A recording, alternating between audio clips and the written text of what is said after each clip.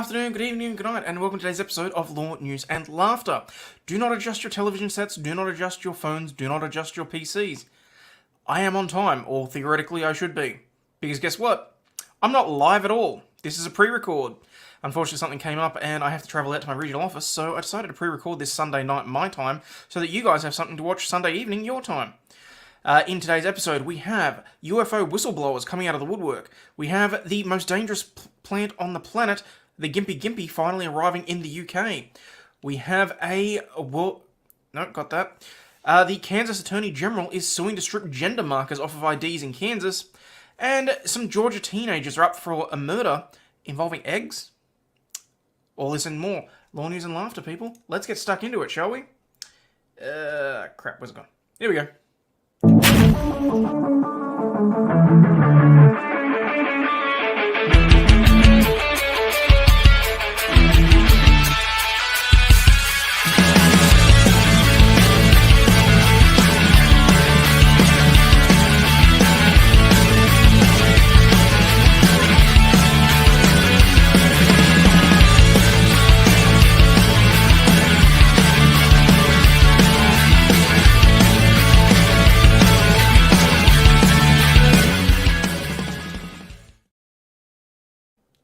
Okay.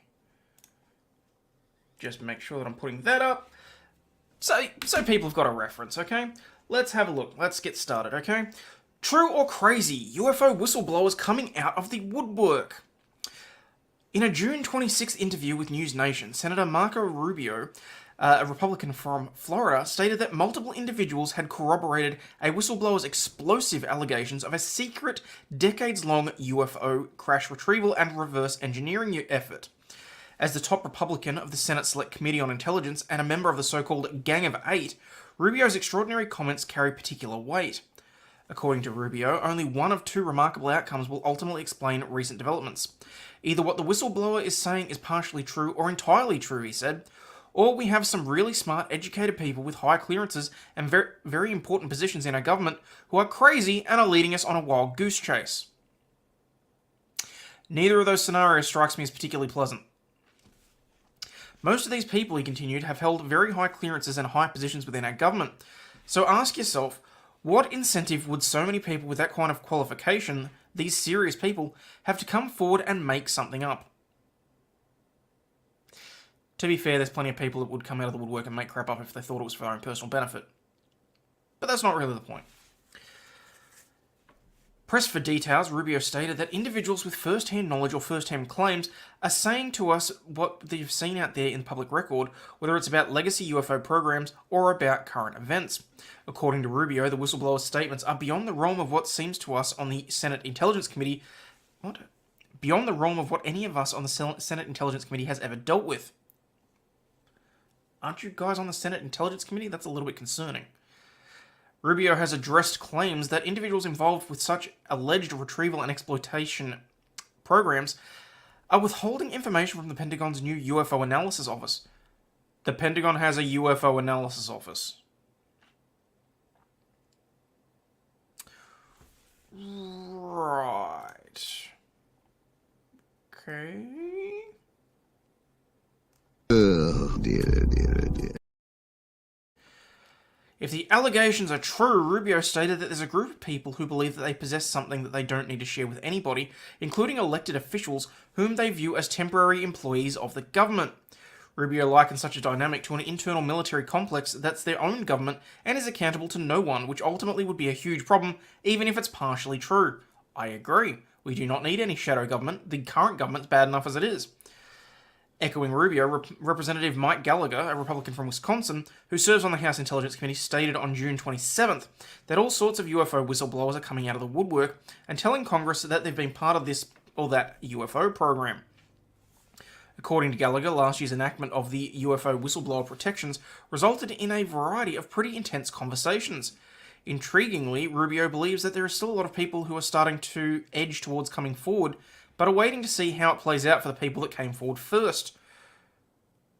Well, it could all be a massive psyop trying to see who comes forward with some sort of idea and then, poof, they just disappear. Rubio and Gallagher's remarkable statements come after two reports which cite multiple military, intelligence, and contractor officials to support the claim that the US government or private companies possess multiple craft of non-human origin. Critically, as Rubio confirmed, the powerful internal investigative body that sees the nation's spy agencies deemed allegations that Congress was not properly informed of spending on UFO programs to be credible and urgent. Moreover, the Intelligence Committee's first Inspector General represented David Grush, the former intelligence official who made explosive allegations of illegal UFO retrieval and exploitation efforts, as he proceeded through the formal whistleblower process. To be sure, such a high-caliber attorney would be unlikely to associate himself with Grush's remarkable claims, absent robust independent corroboration, or some pretty strong LSD. Unsurprisingly, Grush's allegations, extraordinary as they may be, are reflected in bipartisan legislation adopted unanimously by the Senate Intelligence Committee last month. I'm sorry, what now? There's legislation? What's the legislation say? This is not legislation, this is another Hill article. Where is the legislation? There we go, 20 pages of legislation. Let's have a look.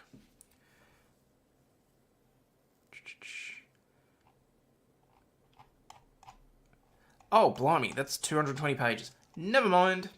We'll come back to that.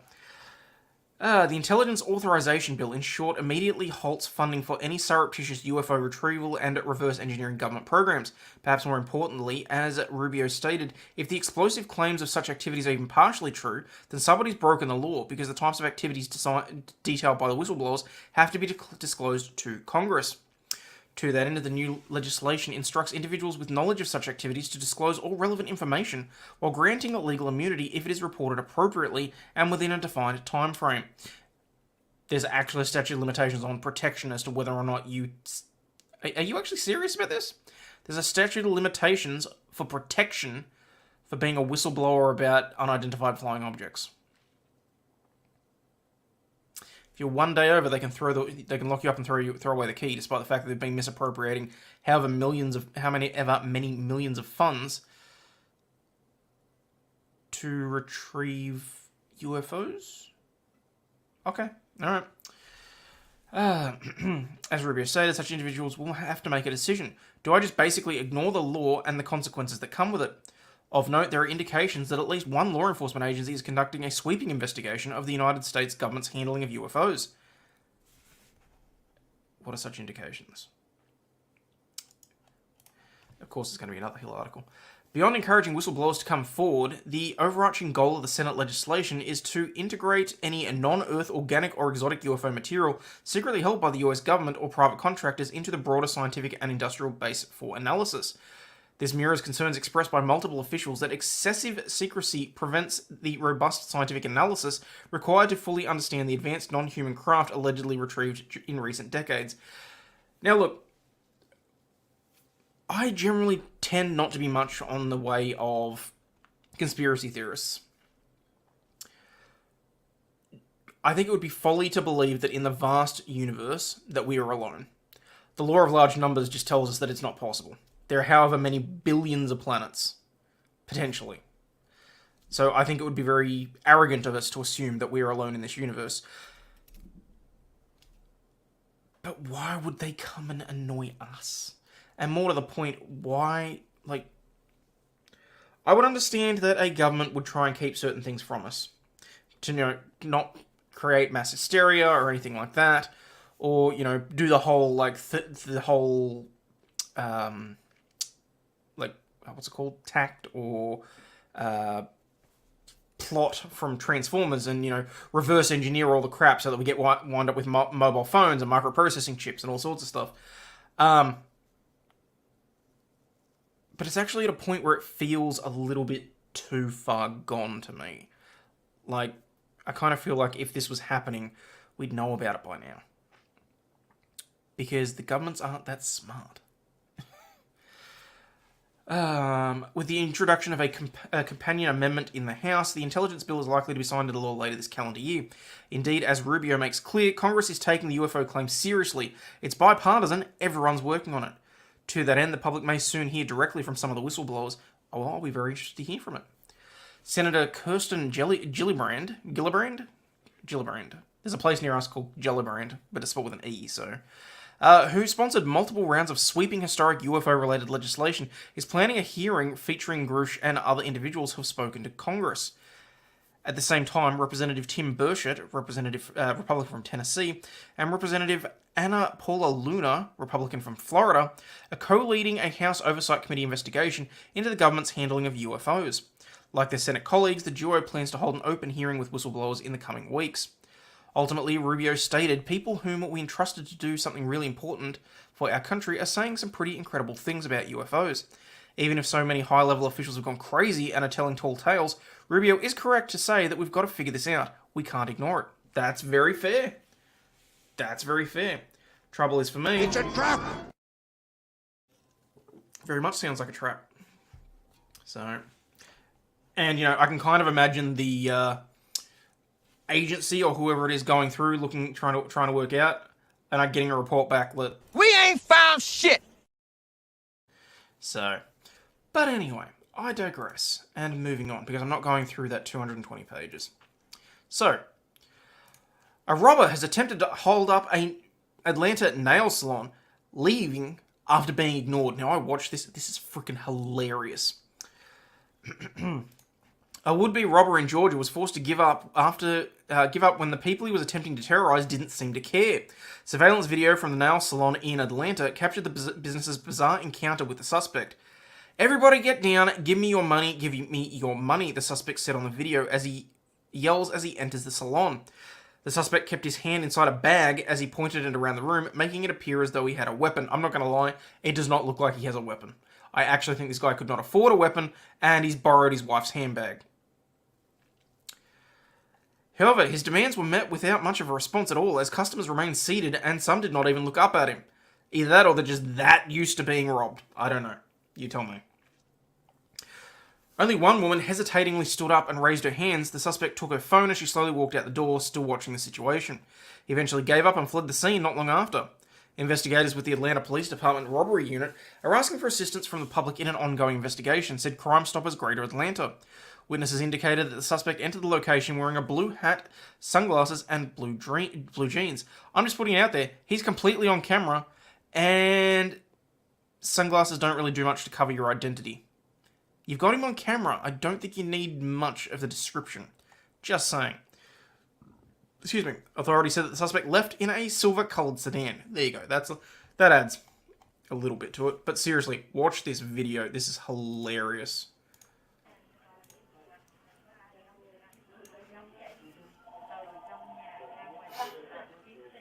Just sitting around, waiting. Here he comes. Walks in the door. He's not even holding the... Damn it, I hate Fox News that does this. He's not even holding the bag as if he actually has a weapon in there. It's like, it looks off to the side, off kilter. It looks like he's holding the bag from the inside.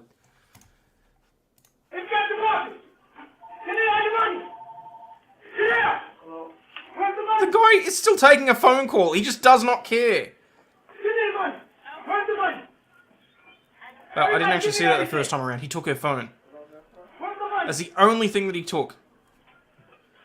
And she's just standing there like it's nothing. I'm surprised she doesn't deck his ass on the way out. And he just casually walks away. She's like, "Can I have my phone back?" Like, seriously, what a moron. Oh, God. Some people can't even rob places properly anymore. But anyway. Moving on. Continuing with our unidentified flying objects, the first flying car has been approved by the FAA and expected by 2025. The Federal Aviation Administration is certified for testing a vehicle that a California startup describes as a flying car. The first fully electric vehicle that can both fly and travel on roads to receive US government approval. Aleph Automotive has said that the vehicle/aircraft, dubbed the Model A, is the first flying vehicle that is drivable on public roads and able to park like a normal car. It also has vertical takeoff and landing capabilities.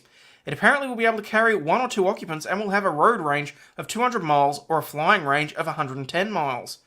The company expects the car to sell for $300,000 each, with the first delivery projected by the end of 2025. If one of these comes out, I'm buying one. Not at that price. I'm going to wait for them to come down in value. But that would make going to and from my regional office very, very easy. Just saying. The company expects to sell the vehicle for $300,000. Yep, got that. The FAA confirmed that it has issued the company a special airworthiness certificate, allowing for limited purposes that include exhibition, research, and development. Numerous companies are all working on electronic VTOLs, which stands for vehicle takeoff and landing aircraft. What? No, vertical takeoff and landing, dumbass. Even I know what VTOL stands for. The FAA said that Aleph is not the first aircraft of its kind to get the special airworthiness certificate. However, Aleph noted that the vehicle is different because of its ability to function both on the roads and in the air, to appear like a normal car and to park in a normal parking space. We're excited to receive this certification from the FAA. It allows us to move forward to bring people to environmentally friendly and faster commutes. It's saving individuals and companies hours each week. Yes, please, God, that would be lovely. We're excited to receive the certification. Got this. This is one small step for planes, one giant step for cars, said Jim Duchovny, the CEO of Aleph.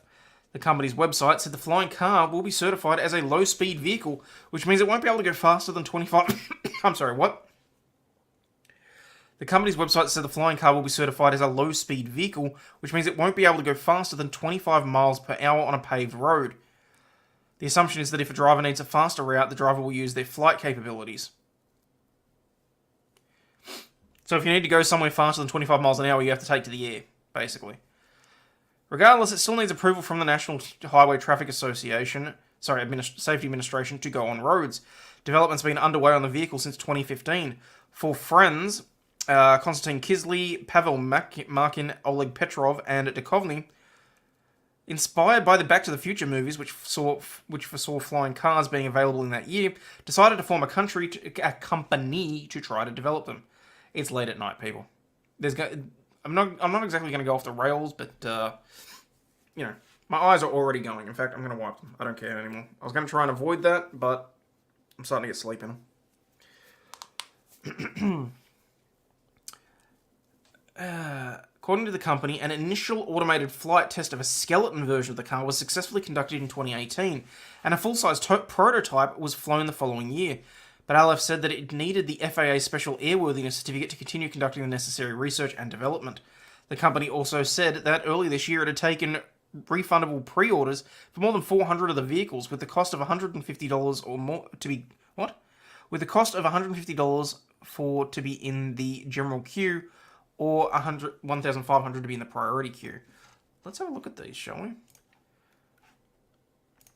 What was the company name? Aleph. Aleph flying vehicle, maybe? Vehicle. Aleph or Aeronautics. Rise above. Designing and developing the world's first real flying car. What does it look like? That's what I want to know. Designed to drive the street, take off vertically when needed to fly overhead traffic. Building solution to and issues for modern congestion. Okay, this isn't going to look like a car at all. Come on, hurry up and show it. Really, that's all you're going to show it? Wow, they actually took... Faster and easy commutes, blah, blah, blah. Driven by redundancies and industry-leading software, Aleph will deliver a safe, affordable vehicle to transform your everyday commute. So look. I just want to see the car. I get that this is the story and where they've been going. Pre-order a flying car, careers, investors. Surely there's got to be investment documents. Nope. Pre-order your flying car. That's actually the best photo of it that I've seen so far. Oh, there we go. Hang on. Okay, so that's a CGI rendering. Aleph flying car can be driven on regular urban or rural road. It fits into a regular driving lane and confines to all traffic regulations and regulatory conditions. Aleph flying car fits to your regular parking space and inside a regular-sized garage. The Model A is a low-speed vehicle which has a legal speed and other limitations in most states. The assumption is that if the driver needs a faster route, the driver will use the flight capabilities. Okay. Interesting. So presumably it's all fans and crap inside the body. You're not going to be able to take much in terms of luggage and stuff, I presume. Flying car can take off in the air vertically, can fly toward fly above the obstacles until the desired destination is reached. Driver and the cabin are stabilized by a uniquely gimbaled rotating cabin design. Okay. Flying yeah, okay. 100% electric, so... Hydrogen option may also be offered to customers at a higher price, but with an extended drive time and flight range. Sure, why not? You know? Yeah. I will say this. The engine cuts out on that. Aerodynamics and stuff is out the window. You are just going to fall. Like, I get the premise. It looks like it's built the same way that a major drone is. You'd have the four... presumably you'd have the four fans there, lifting it up and all that sort of stuff. There better be parachute redundancies, is all I'm saying.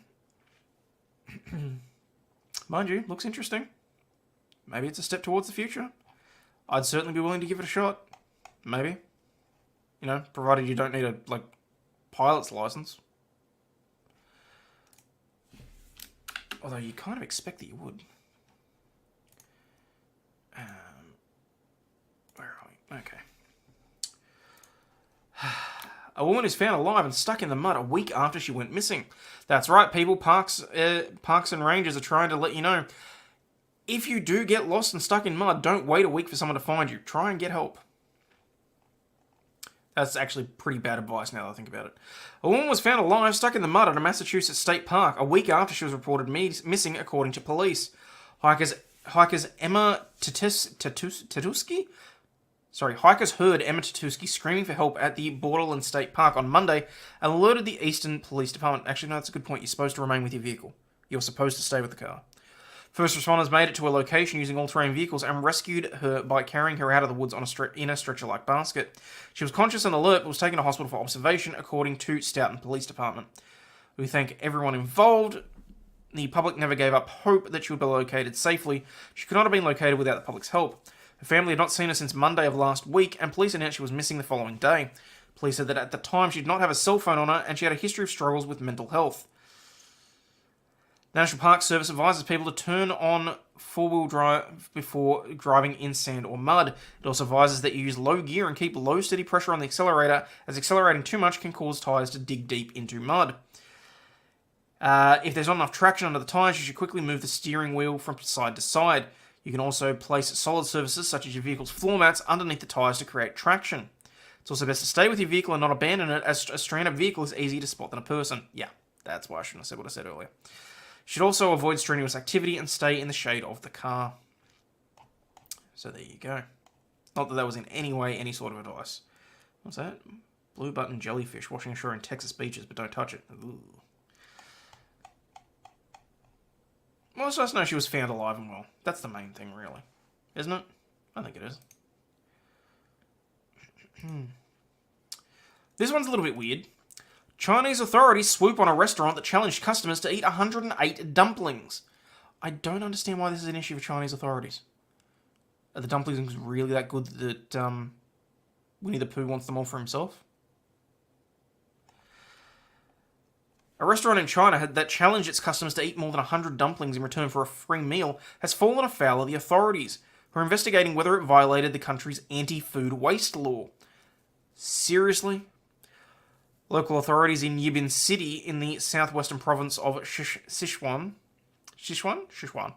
swooped on the restaurant after hearing of its King of Big Stomach challenge, the state-affiliated news outlet The Cover reported this week. The challenge reportedly involved patrons competing to eat 108 chaoshu, or spicy wonton dumplings, as quickly as possible to win a free meal and additional prizes. To drum up interest, the restaurant had advertised the offer on social media to entice patrons, only to find itself in hot water when the State Administration for Market Regulation said it would open an investigation into whether it had breached the law surrounding food waste. Provided they're cooking them as they go, there shouldn't be any food waste. Oh wow, that actually did happen. I just thought that was an urban legend. While the eating contests are relatively common in Western countries and can bring fame to the winners, like Joey Chestnut, who last week won the Hot Dog International Contest in Coney Island by downing 62 hot dogs in 10 minutes, they can be a sensitive matter in China, because they can't feed the population and the masses. Many in the country still have memories of the famine in the 1950s and 60s that killed an estimated 45 million people. The cover said... Why do I...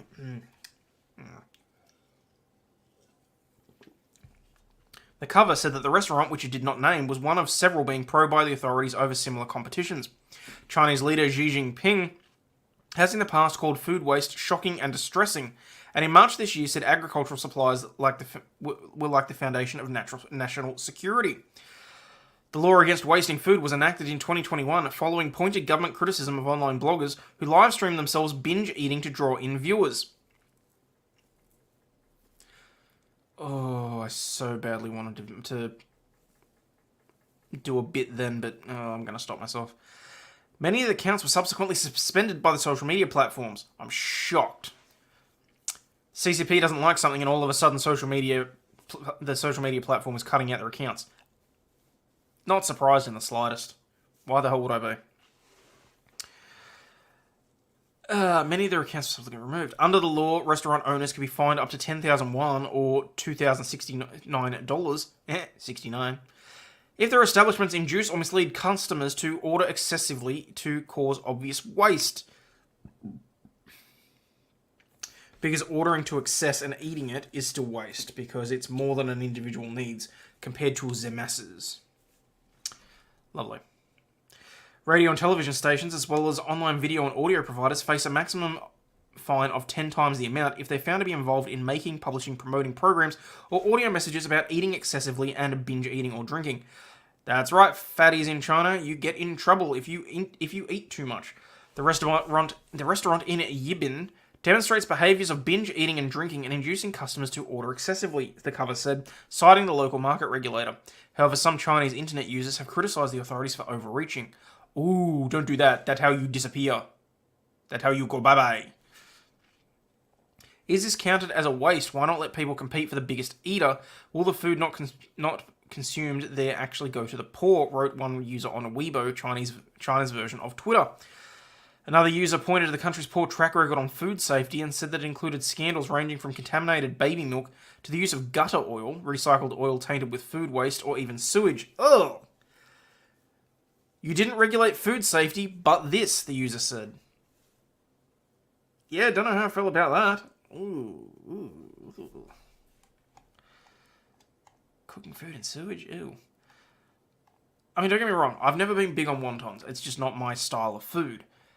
But if someone wants to have 100 dumplings, let them. If they think that they can manage it. Are you really that worried about them being tubby? Like, is it really going to be that much of a stretch on your resources? But anyway. Now, as for this, where was this? Today in history, the lawyer that wanted to show interns that skyscraper's glass was unbreakable and it killed him. I thought this was an urban legend. Seeking to prove to a class of law students that the glass in his office building was unbreakable, Canadian lawyer Gary Hoy jumped at the window at speed on July 9, 1993. Unfortunately, while the glass pane remained intact, the seals on the window frame gave way.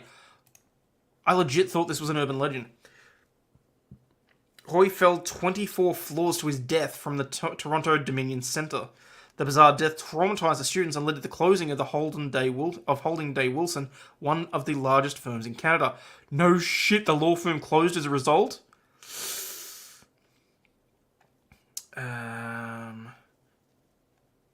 Oh, okay, so this is everything that happened on this day for the last however many years. Damn, there's 259 slides of this. No, I'm not going through it at all. William Jennings Bryan gave one of the most famous speeches in US political history on July 9, 1896. His speech at the Democratic National Convention was centered on monetary policy, specifically a free silver system instead of a gold standard. We shall not crucify mankind upon the cross of gold, he told the crowd. As complicated as it may seem, the issue of monetary standards was the defining political issue of 20 years of American politics. The Wonderful Wizard of Oz was released 4 years later, which was centered on the issue. In the allegorical story, the ordinary American, the farmer, and the industrial worker follow the yellow brick road representing gold. Huh. You know, I never followed through with that. That's interesting. They find that it leads to the Emerald City representing green paper currency, controlled by an ultimately dubious and powerless leader. Dorothy is able to get home thanks to her silver slippers. Well, they weren't. Well, they would have been in the book, wouldn't they? However, by the time the 1939 film was released, the issue had lost its salience. The shoes were changed to ruby slippers to make the most out of Technicolor. Out of work painter broke into Buckingham Palace and confronted the Queen in her bedroom on July 9, 1989. She spoke to Michael Fagan as he sat at the edge of her bed till about 7 a.m. that morning. I miss Liz. Like, she had so much class compared to the current level of royals. Like, she could have easily just rung that bell or pressed a security button or whatever else, but she just talked with the man. So, interesting. She phoned the palace switchboard for police, but none arrived. Eventually, a palace footman compelled Fagan away and gave him a shot of whiskey. He was never charged over the break-in, but spent 3 months in a psychiatric facility. Huh. US spy pilot Gary Powers was charged with espionage after his plane was shot down over Russia on July 8, 1960. Powers had been trained by the CIA to hit the self-destruct button on his spy camera and to prick himself with a poison-laced pin if he was at risk of being captured. So what, he was charged with espionage because he failed to do that? He did neither, causing a major headache for the US government. In the months afterwards, Powers was interrogated by the Soviets before making a confession and a public apology. Back home, he was portrayed as a hero to the press. Before presenting his wife Barbara to the press, the CIA gave her sedatives and told her what to say. She was instructed to say her broken leg was a result of a water skiing accident. Oh, in truth, she drunkenly fallen while dancing with another man. Oh, she was caught drink driving a year later. The CIA had her committed to a mental institution. Wow. Fearful Powers would find out about his wife while still in custody and give up military secrets in despair and desperation. JFK approved a prisoner exchange. It was exchanged for Soviet spy Rudolf Abel, who had been caught spying in the US. Powers and his wife divorced a few months after his return to the US. That's lovely. State of origin played between Queensland and New South Wales on July 8, 1980. No shit. Wow, if I keep doing this, I'm just going to waste the entire 2 hours going through what happened on this day. You know, I'll save this. If I run out of material, I'll come back to it. Hysteria at a school as 36 students are hospitalised after playing with a Ouija board. Can you say mass hysteria? You know what? With all these news articles, I probably should have had Kaiser in here for this one. Between the UFOs, the Ouija board, just... Dozens of children were sprinkled with holy water and rushed to hospital after reportedly playing with a Ouija board at school. Teachers and family members had to help the 36 children at the San Francisco de Assis School in Timbiquí, Colombia. Reports say the children were admitted to a local hospital for treatment for a number of concerning symptoms, including fainting, temporary loss of sight, and anxiety. Before they left the school, Rector Emilio Blanata sprinkled holy water onto the group and was heard muttering a prayer. He said it is a very unusual phenomenon which occurred. A girl started to struggle, so others grabbed her so she wouldn't hit herself. Then another girl started having the same problem. There were 36 students, the children of all ages. That's just mass hysteria, isn't it?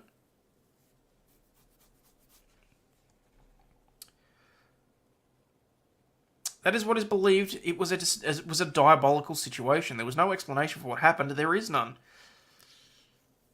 I don't know. I can think of at least two. Mass hysteria, pre-planned prank by 36 kids. Some say it was because of the Ouija board and others because of the online challenge they found on the internet. They are the two versions, but none have verified it yet. The rector added that most of the youngsters have since recovered since the scary incident earlier this month. We had to take them all to hospital, but they are now around 90% recovered. Some are still having certain symptoms, but nothing major. An investigation into the incident is ongoing. How much you want to bet they find like some sort of chemical or something at the school that isn't supposed to be there? Amarildo Correa, Education Secretary for the Cauca Department, called for parents and teachers to be more vigilant around children. He said, "We are asking parents, administrators, and teachers to be aware around their students so we can prevent these types of events from happening again." In Colombia, in March this year, 28 schoolgirls were hospitalized after using a Ouija board at school and losing consciousness. Yeah, sure, so this isn't copycatting in any sort of way. The school's directors and teachers accompany the students to hospital. Hugo Torres, head of the Galeras Educational Institution in Galeras, said at the time that there were 28 possible cases of anxiety in school students. The respective parents and or guardians were informed of the situation at the time. One mother complained, saying, "I work here in a hospital kiosk and every day I see 3 or 4 children arrive after fainting. Parents, you have to move, investigate what's happening at school because our children cannot continue in this situation. Our children always have a good breakfast and it cannot be said as to what is happening is due to lack of food."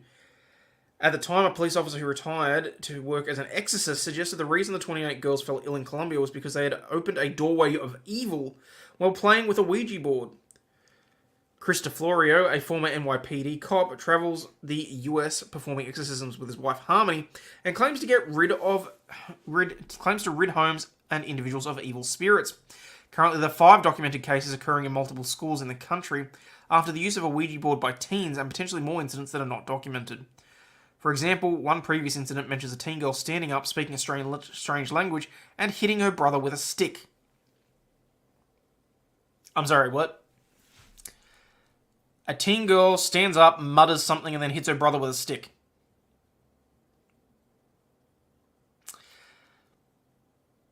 That just sounds like one of my last family reunions. Like, dodgy canteen muck. Opening the door to evil is unwise. Yes, it is. Group psychosis has happened in other schools. Basically, teenage drama on a larger scale. Well, that's sort of what I'm thinking. And they didn't really talk much about the Ouija board, which I really thought they would. But anyway. Okay. Moving on to something from the left. How the Supreme Court decisions are activating a generation of young voters. Excuse me. How the hell do I pronounce that? Aaron Satyanarayana. Okay. Was disheartened by the recent Supreme Court ruling against affirmative action. His girlfriend, Maxine Ewing, is worried about the fallout from the court's decision to block President Biden's plan to forgive student loan debt. And Cancun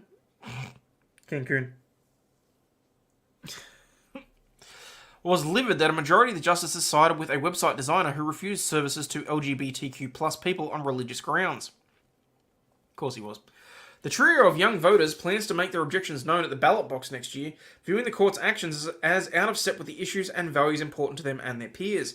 For many voters under the age of 35, especially those on the left, the Supreme Court has become a political issue in the same way that climate change, gun violence, and immigration have over the course of the last 2 decades, some political scientists and organisers have said. Way to lump that all in the same boat. Climate change, gun violence, immigration. You'd never guess that the Washington Post is heavily left-wing, would you? Conservations with more than a dozen young voters from around the country who recently visited Washington for the nation's 247th birthday celebration suggest a sense of frustration, even resignation for some, but also a renewed understanding that their votes directly impact which justices sit on the federal bench. Democrats and Liberals have viewed the High Court as an institution that has historically protected the rights of marginalised groups, but Republican politicians and activists on the right have successfully remade the court to reflect conservative values. Former President Donald Trump, backed by Republican Senate, appointed 3 justices to the court, creating a 6-3 conservative majority. Over the past 5 years, trust in the United States court to do the right thing, all or most of the time, has decreased by 10%. 10% points amongst 18 to 29-year-olds, according to a 2023 national poll released by the Institute of Politics at Harvard Kennedy School. Well, isn't that what Gosney was saying the other night? If you weren't on the left as a kid, you had no heart. If you weren't on the right as an adult, you have no brain. Kind of makes sense for the 18 to 29s to be feeling that way. The court's ruling this term, along with last year's decision striking down Roe v. Wade that guaranteed the right to abortion, could prompt more young people to be active in next year's presidential and congressional elections, some observers predict. They are angry because the government continues to give them the short end of the stick. They're going to turn out and vote, and in this case, it could not be more clear as to that there's 2 sides, and the contrast could not be more stark, said Antonio Arello, a spokesperson for Next Gen America. Some, why did they do this? I think they've done it deliberately. Satyanarayana, 24, who recently moved to DC from New York, says the moment calls for more than just casting a ballot. It's not the time to kind of isolate or disassociate from reality all the work that has to be done in political and social movements, he said. She said. And as somebody who has been so adverse towards door knocking and canvassing my entire life, these three decisions and Dobbs are shifting my mindset. Dobbs v. Jackson Women's Health was a court case in which the court decided last year that there was no constitutional right to abortion. Ewing, 24, who is from New York, generally shines away from political debates, but had much to say about the court's decision to block Biden's plan to forgive up to $20,000 of debt of student loans.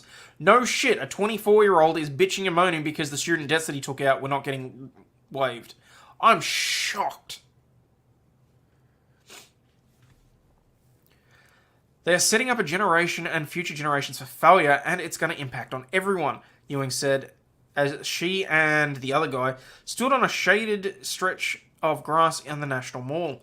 What's going to happen when none of us can buy houses? What's going to happen when none of us can buy anything? What the fuck do you think is going to happen anyway? Do you honestly think that forgiving however many millions or billions of dollars in debt is going to be enough to enable you to buy a house? With the way that the banking system's set up, the way that property prices are going through the roof, not to mention interest rates on their way up. Are you kidding me? Like, legitimately? Young voters who overwhelmingly supported Democratic candidates in last year's midterms were credited with helping to stop an anticipated Republican tsunami of Congress. Democrats were able to hold on to the Senate, and the GOP won the House with only a slim majority. A Washington Post analysis of census turnout data indicates that 26% of voters under 30 turned out in 2022, which was down from 2018, but notably higher than any midterm election between 2002 and 2014. In the spring, college-age voters in Wisconsin headed to the polls in droves to elect Janet... Washington Post, why do you do this to me? Elect Janet, flipping the Wisconsin Supreme Court's majority from conservative to liberal in a bid to protect abortion rights in the state. Additionally, the state's young voter turnout led to the nation in November's midterms elections, according to data from the AUS Census Bureau. Still, turnout among young voters continues to lag behind older voters. Rick Hansen, UCLA professor of law and political science and director of the Safeguarding Democracy Project, said organisers should seek to expand the number of young people on the voter rolls. The kind of political action that should be targeted at young people, the very first thing to think about is even more than getting people to show up at the polls is to getting them to register in the first place. In addition to its rulings against affirmative action and student loan forgiveness, the court's ruling that a Colorado graphic artist could refuse to create wedding websites for same-sex couples, citing her religious objections.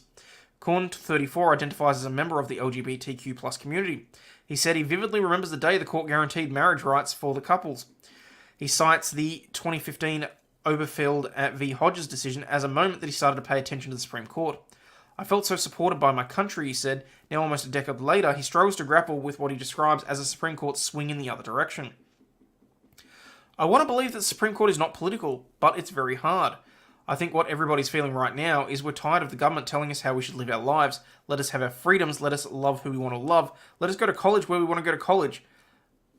No one's really stopping you from going to college where you want to go to college. It just means you have to do like everybody else and pay out of pocket for it. That's not a big deal for most people. Let people have their reproductive rights.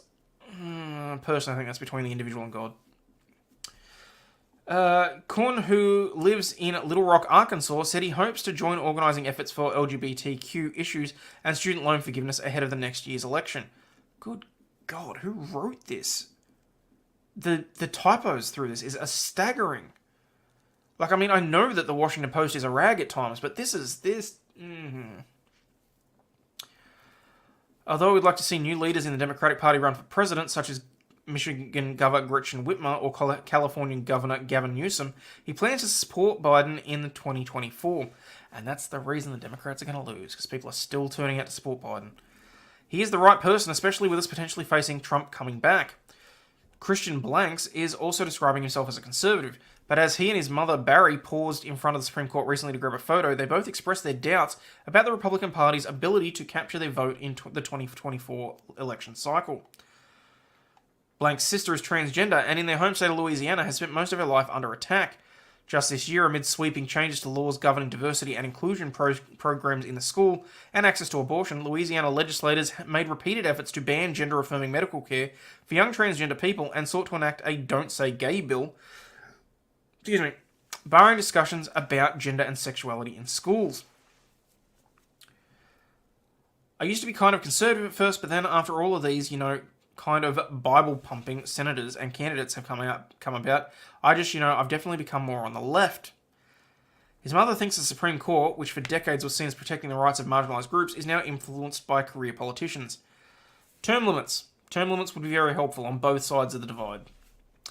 Aside from the fact that the country is more polarised than it's ever been, I think the right-leaning GOP and the infringement on the right to privacy and personal rights is deplorable, Barry Blanks said. But Christian added that the Democrats would need to put forward better options to earn his vote in 2024.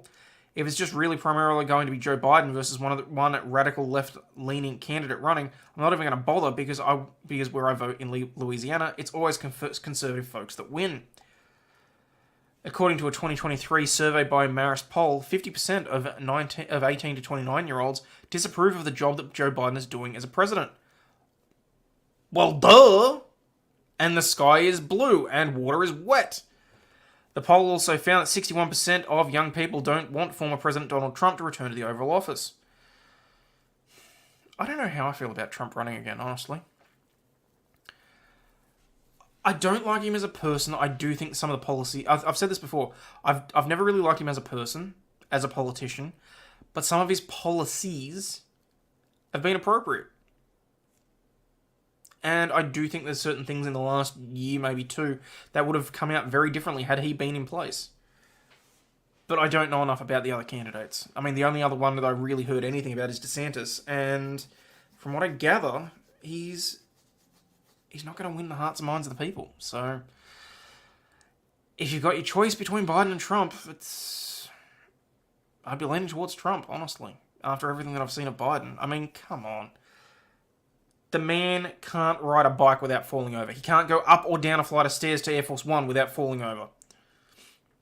And what is with the videos of him continually, placing his hand in what I would very much consider, from my own personal opinion, to be inappropriate places on children?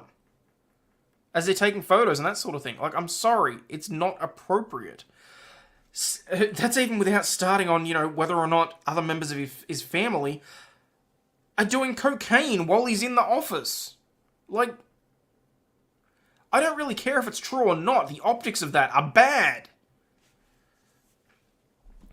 Voters under 30 who backed Biden by a wide margin, according to exit polls conducted by Edison Research and AP Votecast, were hopeful that the Democrat would make good on his promise to protect abortion access, cancel student loan debt, and defend the rights of LGBTQ+ individuals. But a series of Supreme Court decisions have made these goals seemingly unachievable. Many now see voting for Biden as a matter of survival. I felt like after Roe v. Wade, it went downhill from there, and I feel like that was the starting point of really seeing how bad things could get, says 21-year-old Faye Ipe, a student at Bowie State University.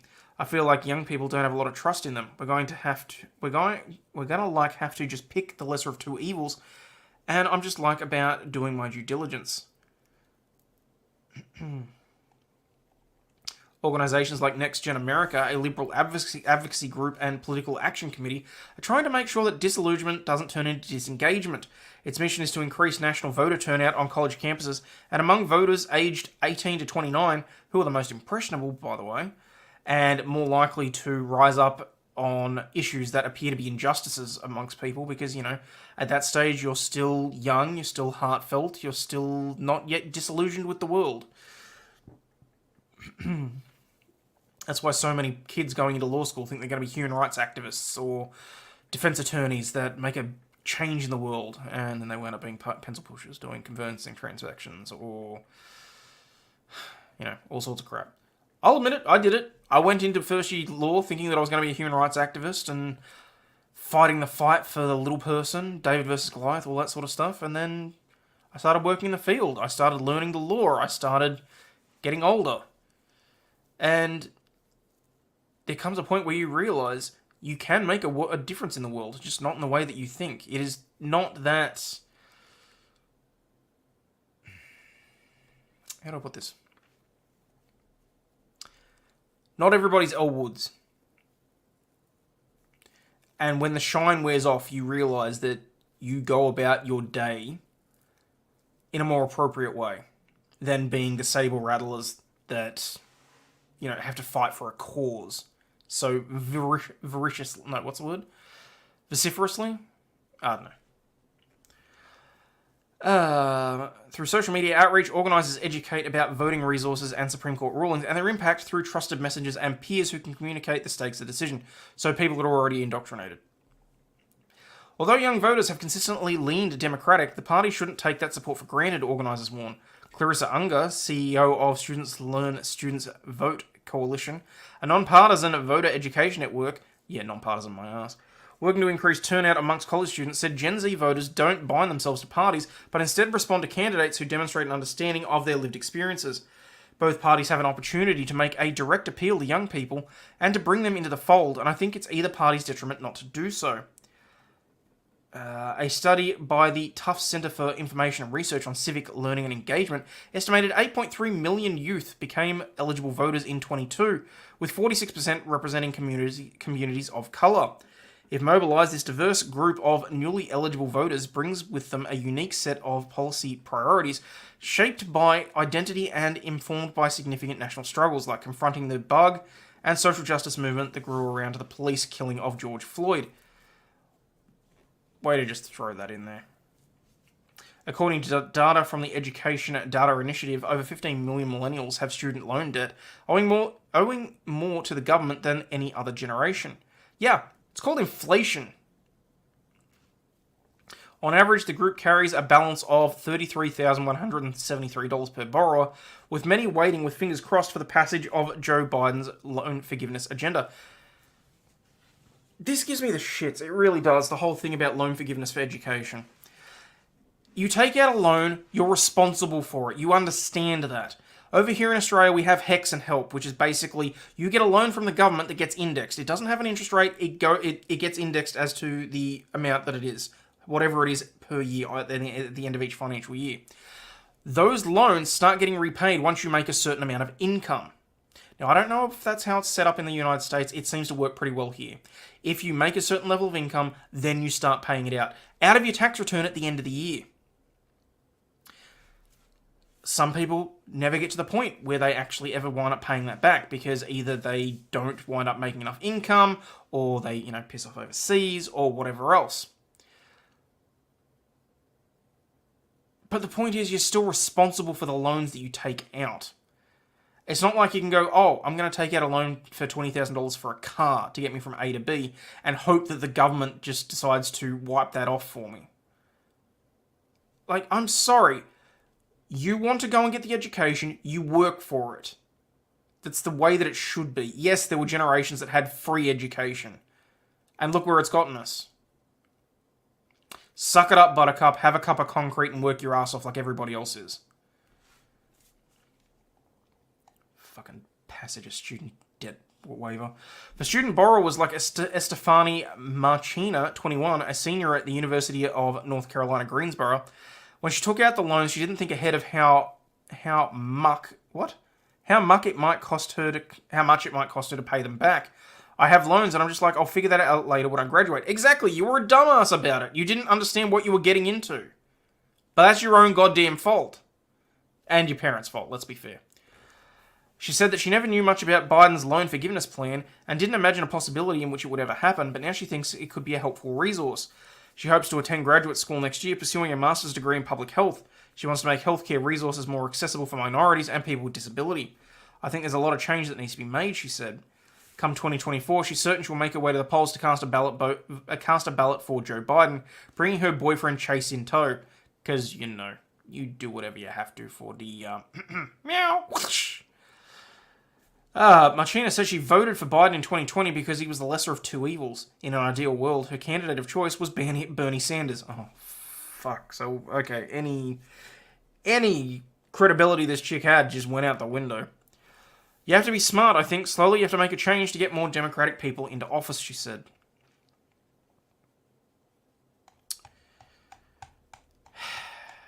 People just don't get it. They don't get it.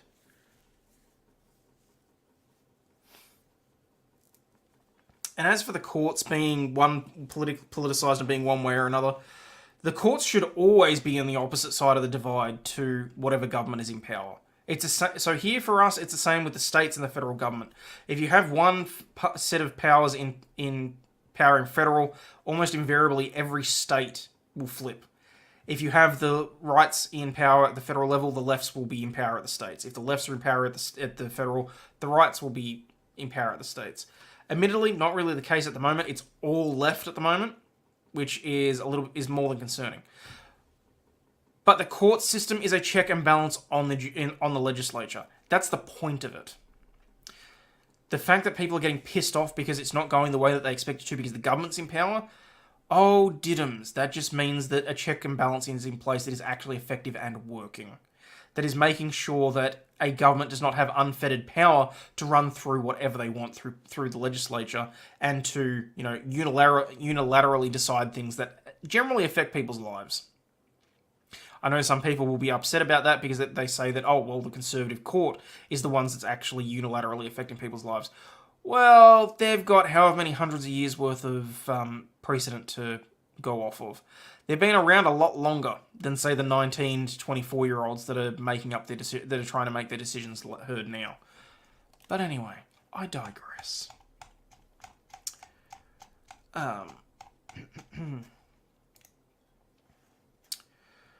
What can Australia learn from Thailand a year after cannabis was decriminalised? This is following on from yesterday when we were talking about the possibility of Scotland trying to decriminalise all drugs, despite the fact that England won't let them. Stone-aged, ice stone, high got you, and wake and bake are just a handful of the endless weed puns popping up on shop signs across Thailand. Over the past year, thousands of marijuana businesses have flooded the streets since the country decriminalised cannabis to help boost the tourism, agriculture and wellness industry. There's just so much available. There's 10 shops opening up every day, said Cole, a British expat living in the northern city of Chiang Mai to ABC. Every time we've driven down the street, there's another one. It's gone crazy. I never knew that there could be that many names. Cole and his partner Jules, who have lived in Chiang Mai for 13 years, were surprised in June last year when Thailand became the first country in Asia to take marijuana off the banned narcotics list. Before the new rules took effect, possession of cannabis could land you in prison for up to 15 years. Sorry, we're stoned. The government's intention was to allow people to grow, sell and use the plant for medicinal purposes, not to promote it for recreational use. But from the outset, the rules were foggy. Sure they weren't hazy? Like, smoke hazy? It wasn't clear where you could smoke it, how much you could buy, what kinds of things you can buy. There was a lot of confusion. Dude, you got something in your teeth.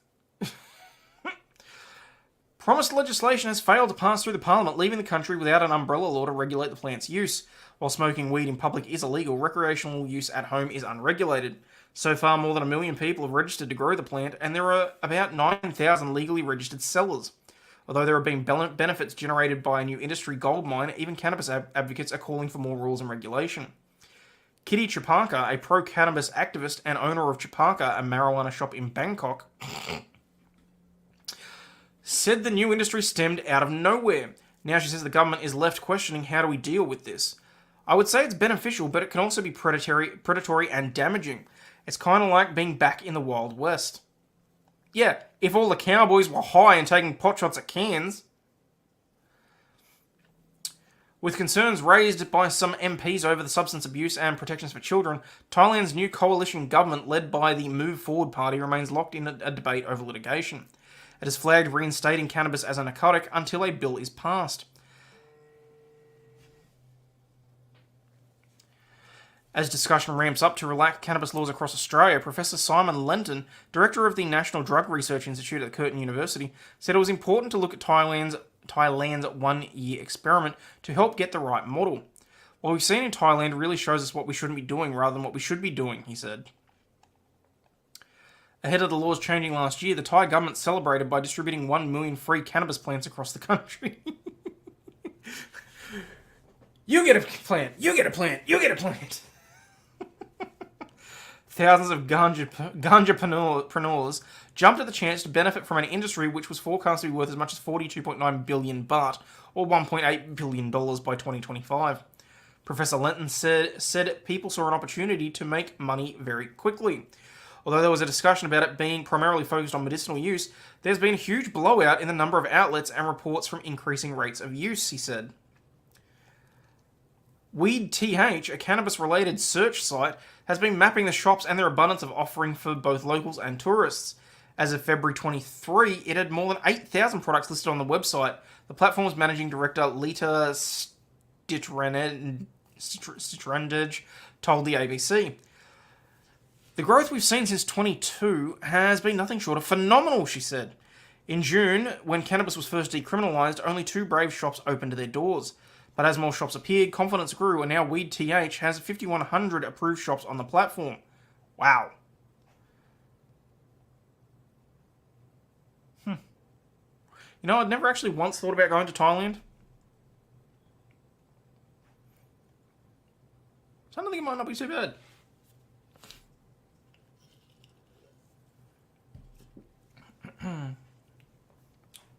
Damn it, I've just realised that the banner has a typo in it. I'm an hour in, and I've only just realised that.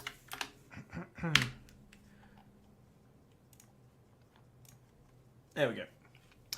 She believes the shop saturation will begin to level out, but there's concern that international imports, which are impacting costs and taking business away from local growers. I hope that we'll be able to find our own way with less influence from the international market. Yeah, stop people from international markets cutting in on our boon, our additional profits and whatnot. We don't like it when nationals take our money. Sound familiar? In Chiang Mai, a tourist city which has become one of the country's weed hubs, many locals and businesses still see the law changes as largely positive. More than 300 shops have appeared over the year, according to Weed TH, and much of the country's supply comes from nearby farms in the north. Amanda Gedney, who runs a local cannabis shop, Green Dog, said people tend to respect the rules and the weed influx hasn't changed the pace of normal life. So they're already nice and relaxed from the sounds of it. People are still being responsible and not just smoking anywhere, and the whole city doesn't smell or anything, she said. Good. Dispensaries are being creative with their offerings, selling everything from marijuana flowers in different strengths and flavours, with sommelier-like customer service, to pre-rolled joints and locally made CBD beauty products.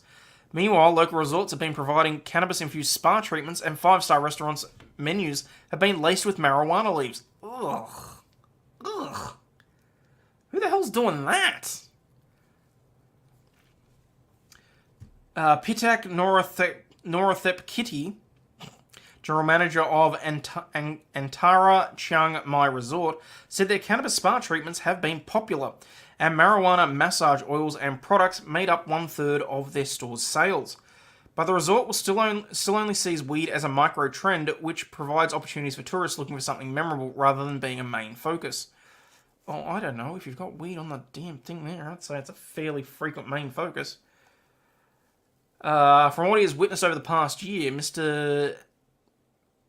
the gentleman isn't worried about weed bringing in the wrong type of tourists to Chiang Mai, and believes eventually only serious players will remain. However, he said if cannabis were to be used to attract tourism, it needed to be better controlled and planned. It is positive if everyone comes together, then it's a positive, he said. It can be done well if the local authorities, experts in the field, and businesses come together to move in the right direction, as well can anything. And of course, everything in moderation, people. In February, Thailand's Prime Minister said he was confident that the country would receive more than 30 million foreign tourists this year. In 2022, Thailand beat its tourism target with 11.15 million foreign visitors, a surge from just about 428,000 the previous year. Well, no shit. 2021, everyone was still freaking the fuck out when broad pandemic-related travel curbs were in place, exactly. Although it is difficult to attribute numbers to cannabis tourism, Stritranadej said it had definitely played a role. Many shops are flourishing in tourist-populated areas. A petition launched by Weed.th to keep the weed off the banned narcotics lists has so far garnered more than 7,000 signatures, of which 25% are from tourists and expats. So Professor Lenton says that Australia should start moving away from strict cannabis prohibition, but it is important to take a community-focused and middle ground approach. He said that Thailand and parts of North America have lax regulation that has allowed the industry to become commercially driven. The industry wants to maximise profit, and public health goals are lost. We shouldn't be repeating the same mistakes we've made with alcohol and tobacco. Damn straight. Last month, the Legalised Cannabis Party introduced bills into both parliaments in Victoria, New South Wales and Western Australia, proposing to legalise marijuana for personal use using a model similar to the ACT. The Australian Capital Territory has decriminalised cannabis so users can carry up to 50 grams of the drug without a prescription, but it still can't be sold or smoked in public. No shit, the one state where all the federal politicians take up is the only state in Australia that allows for cannabis to be bought or used. Go figure. Still doesn't make sense that they haven't allowed it in the Northern Territory, given that they're basically under the same rules. Because the Northern Territory so most of the rules by the Northern Territory are regulated by the federal government, because it's a territory as opposed to a state. They have their own Supreme Court, but that's really about it. I'll cover that at a later date.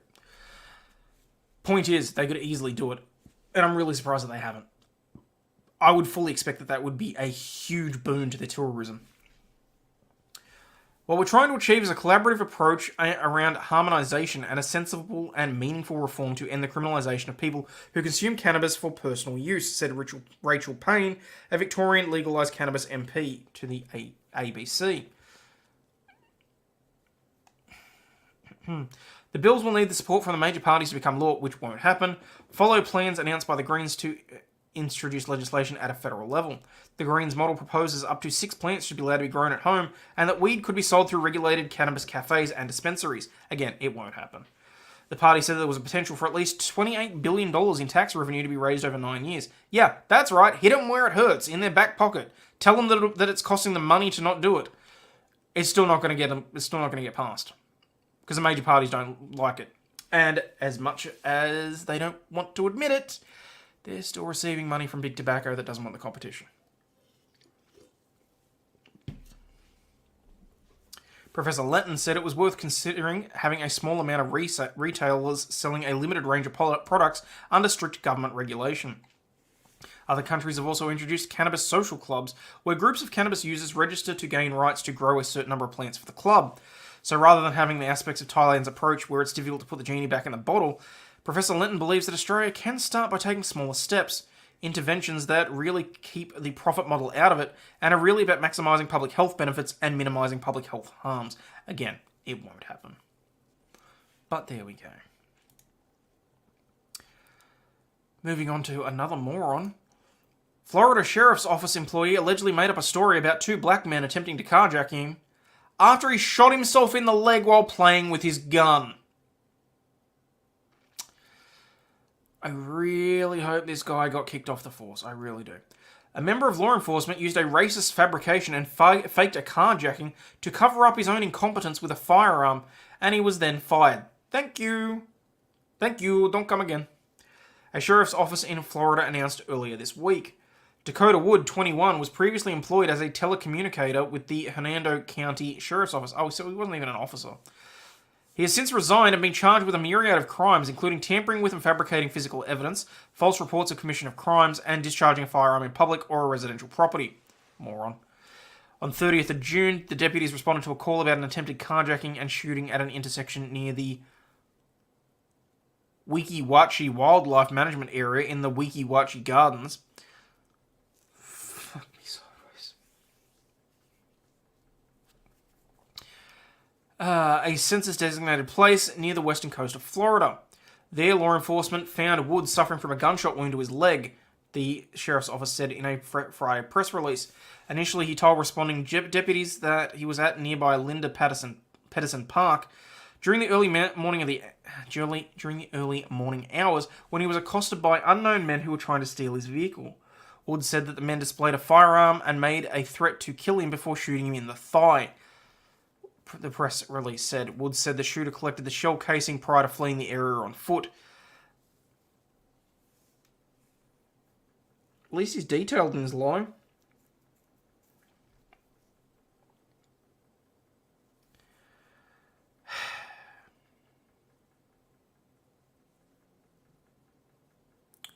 After being shot, Wood said he obtained his personal firearm and fired approximately 5 rounds in self-defense. Wood further advised that he believed he hit one of the suspects several times. Following the shooting, Wood advised he relocated from the park to the intersection of Cortez Boulevard and Shoal Line Boulevard to create a safe distance from the suspects. He was then taken to a hospital while forensics units arrived to process the scene of the crime. Wood, who is white, said the two men who accosted him and shot him were black, but as it turns out, no other men were involved in the shooting, according to the sheriff's office. Just putting it out there. If you're going to pretend that you get shot, maybe don't allege that there's more people there. Like, it's kind of difficult to fake, like, there being additional people when there's no shoe prints, when there's no car tracks, when there's no any number of other things. Like, seriously. He would have been better off just saying that there was that he had an accident or something. Like, he still would have gotten in trouble for it, but anyway. While being interviewed by detectives at the hospital, he allegedly confessed that he fabricated the story about the carjacking attempt and the men that he earlier claimed to have attacked him. Instead, he alleged that he was at the park because he was upset about relationship issues with his girlfriend and shot himself while playing with his gun. He allegedly said that he made up the story because he didn't want to get in trouble. That effort, however, had the opposite effect. These types of situations are extremely rare, unfortunate, and unpleasant, said Hernando County Sheriff Al Nainhuis in the press release. My administration, however, has a very public reputation of holding my people accountable for their actions. The public can be confident that when an employee does something of this nature, they forfeit their ability to be associated with the Hernando County Sheriff's Office. He was released on a $7,000 bond on July 1. He's not going to see any jail time. He's not. He got shot for his own stupidity. He reported a fake thing. He's going to plea out. This guy's not going to see a day behind bars, I should say. Wait, what? Smallville actress Allison Mack released early from prison? Hang on. What? When was this? July 5th. Allison Mack, pivotal right-hand woman into a prolific sex abuser and cult leader Keith Raniere, was released from federal prison on Monday, online records show. The 40-year-old actress, previously known for her role in the Superman TV show Smallville, faced sentencing guidelines of 14 to 17 and a half years behind bars, but prosecutors credited her with helping them take down the lead defendant, who's currently serving a 120-year term. Mack turned herself in on September 13, 2021 for a 3-year sentence on 2 counts of racketeering.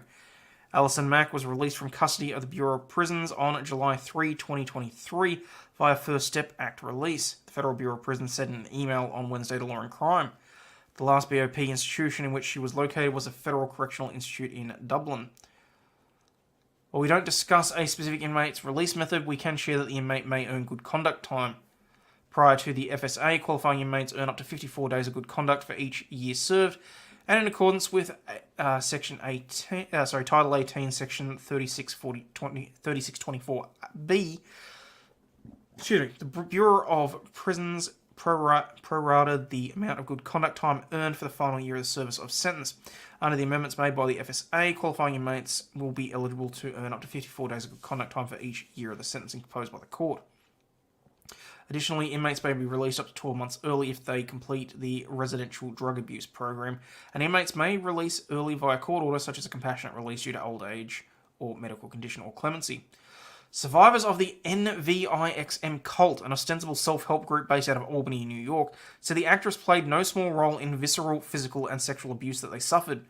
One ex-member, identified only as Nicole, testified that Mack pushed her friend India Oxenberg into a year-long forced 500-calorie-a-day diet with the goal of being 107 pounds. She testified to being in a master-slave relationship with Mack, saying that she was branded as part of the process. Shit! The Smallville actress made her pose for routine naked group photos that were sent to Raniere. The defense maintained that he manipulated Mack, demanding complete devotion and fealty to the exclusion of all others. They asked for no prison time. In essence, they argued she had seen the light. Yeah, but was the light that she saw the flaming hot red thing on the end of the branding poker that she stuck on someone else? None of these things can justify Miss Mack's past actions or erase the harm done to the victims, said in a memorandum in 2021. Miss Mack will justifiably live with the resulting scorn and guilt for the rest of her life. However, having been finally removed from Raniere's grip by these very proceedings, and the unwavering support of her family and friends that they have engendered, Miss Mack has regained the clarity that she had lost as a member of the group, clarity to see past Raniere's lies and manipulations, and understand that incalculable harm caused by the group that she was part of. That is why she pled guilty and worked to assist the government in the prosecution of Raniere and others, and it's why she will appear before the court for sentencing at peace with whatever sentence the court imposes to atone for the wrongs she has participated in. That wasn't enough for the US District Court Judge Nicholas Garufis of the Eastern District of New York, nor should it be.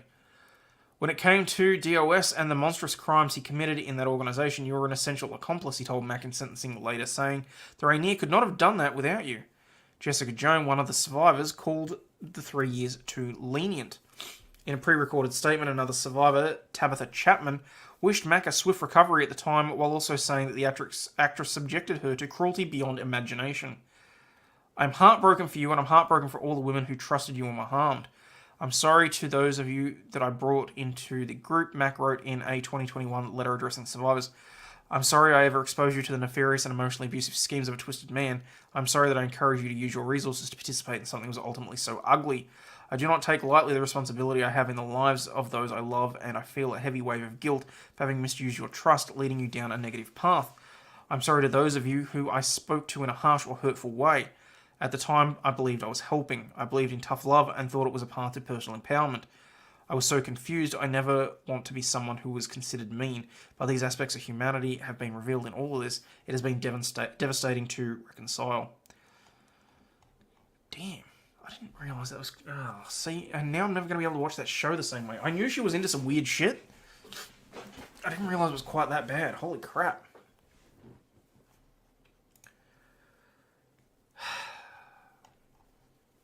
Okay. Let's go with something a little more tame, shall we? Oh wait, I wasn't going to close that, was I?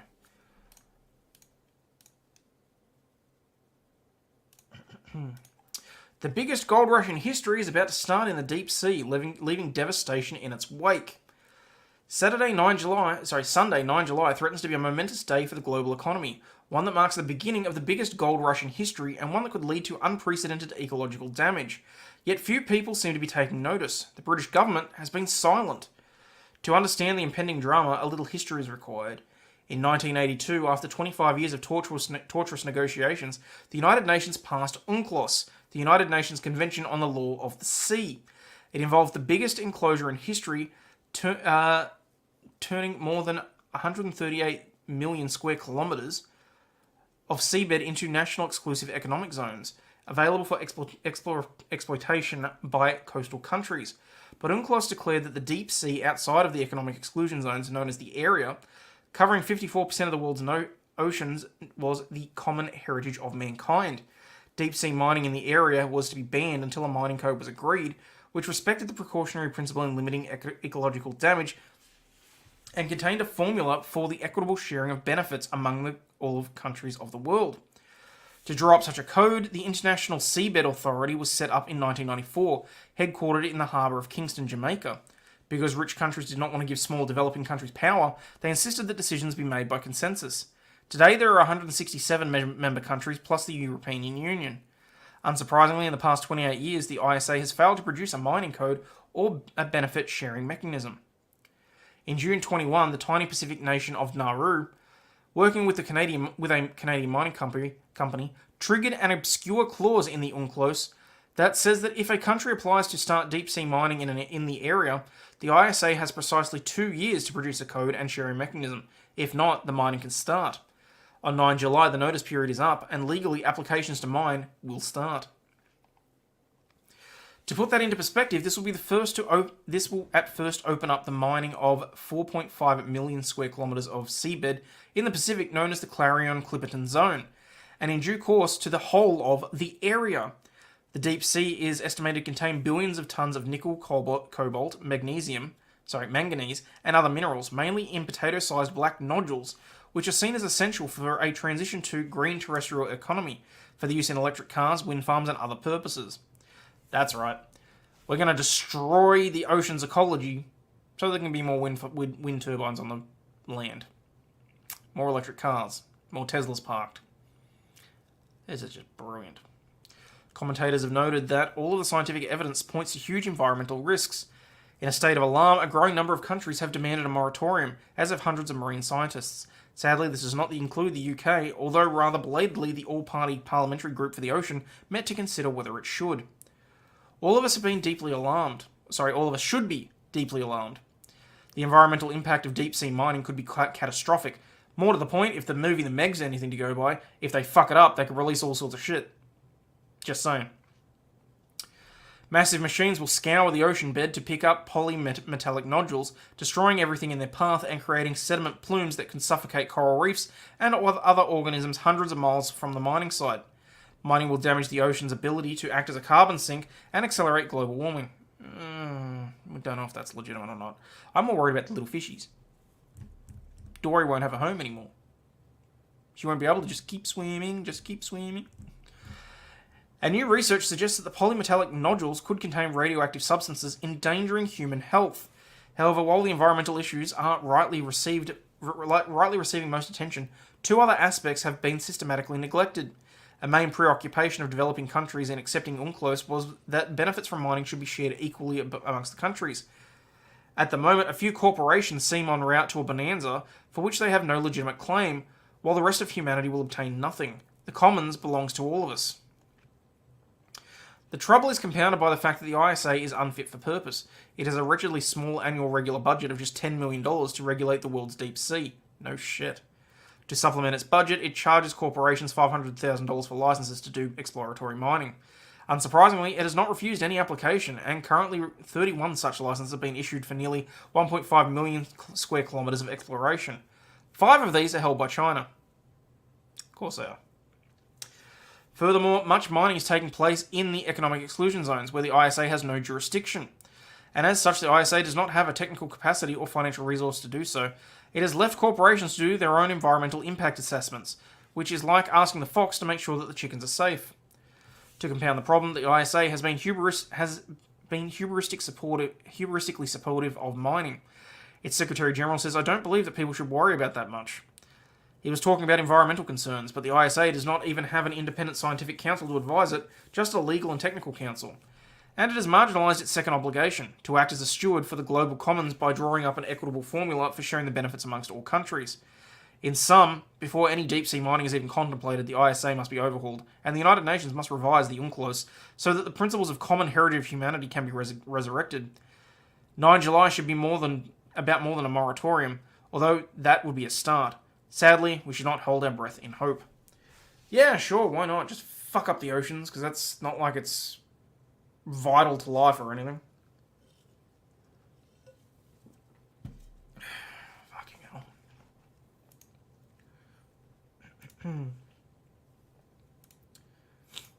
Family of a bystander killed during a police pursuit is suing 2 Mississippi cities.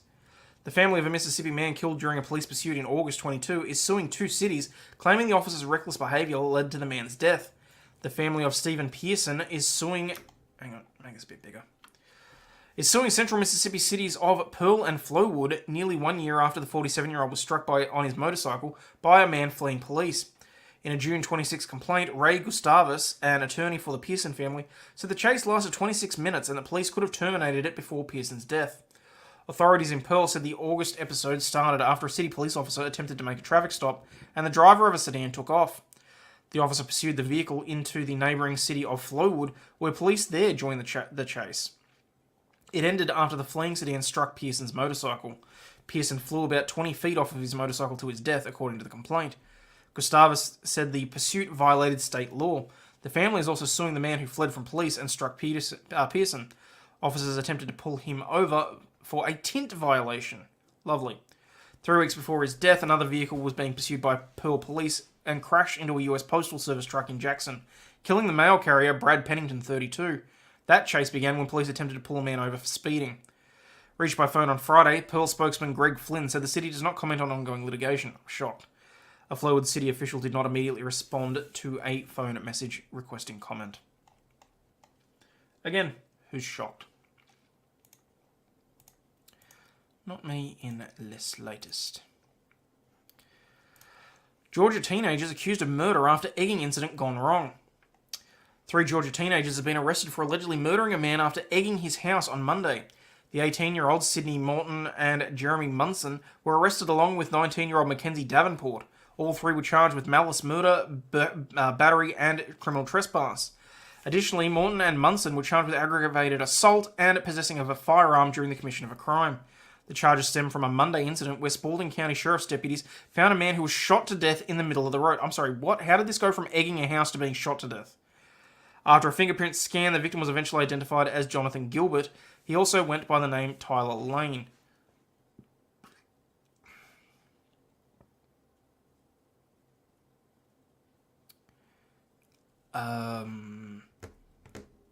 Okay. He looks high as fuck. She's regretting her life choices. The one in red looks stoned out of her freaking mind.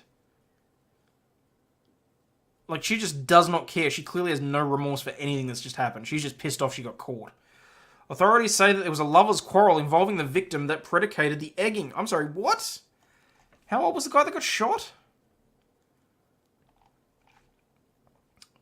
It appears that there was an ongoing lover's quarrel and the suspects decided to go to Gilbert's residence on Dobbins Mill and vandalize it by egging. Hang on.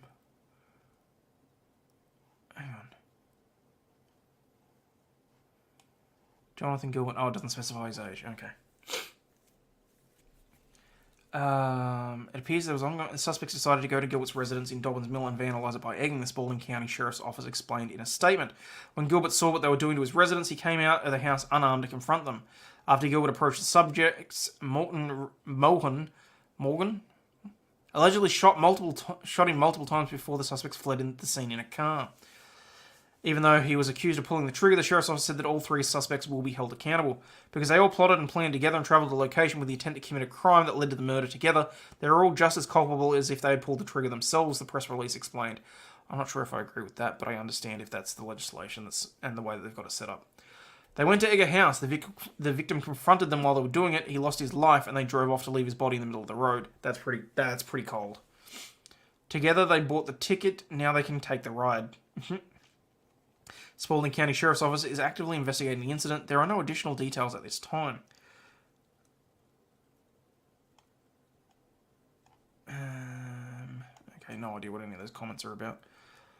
I'm just really creeped out by this. I really am. Like, he's staring directly into the camera. It's freaking me out. If the one in red is staring in the camera, there may be some... Her parents may be cousins. All I'm saying. A woman has filed a lawsuit claiming her eye had to be removed due to defective lenses made by Hubble contacts. A New Mexico woman has filed a complaint alleging she was sold defective contact lenses that led to the loss of her eye. In a lawsuit filed on June 30 in the New York State Supreme Court, Stephanie Gurisco said contacts she bought from Hubble Contacts caused her severe pain within weeks of using them in 2020. Okay, if they're causing you pain, why would you not take them out? Why would you continue using them? She alleged that injuries from the lenses led to multiple emergency room visits. Multiple emergency room visits? Multiple? Why would you continue to put them in your eye? I'm sorry, I'm calling contributory negligence on this. The things may have been incorrectly designed or whatever else to cause injury, but if you're going to keep putting them in, if you're going to keep causing yourself damage after multiple emergency room visits, you're a moron. Surgical procedures, extreme pain and discomfort, eyesight impairment, and total loss of her right eye, according to the suit. She's suing Vision Path Hubble Contacts parent company for consumer fraud and negligence. According to the complaint, when she received the lenses in January 2020, they lacked instructions for removal, insertion, or cleaning. She stopped wearing them in July that year per the suit. She used them for 6 months.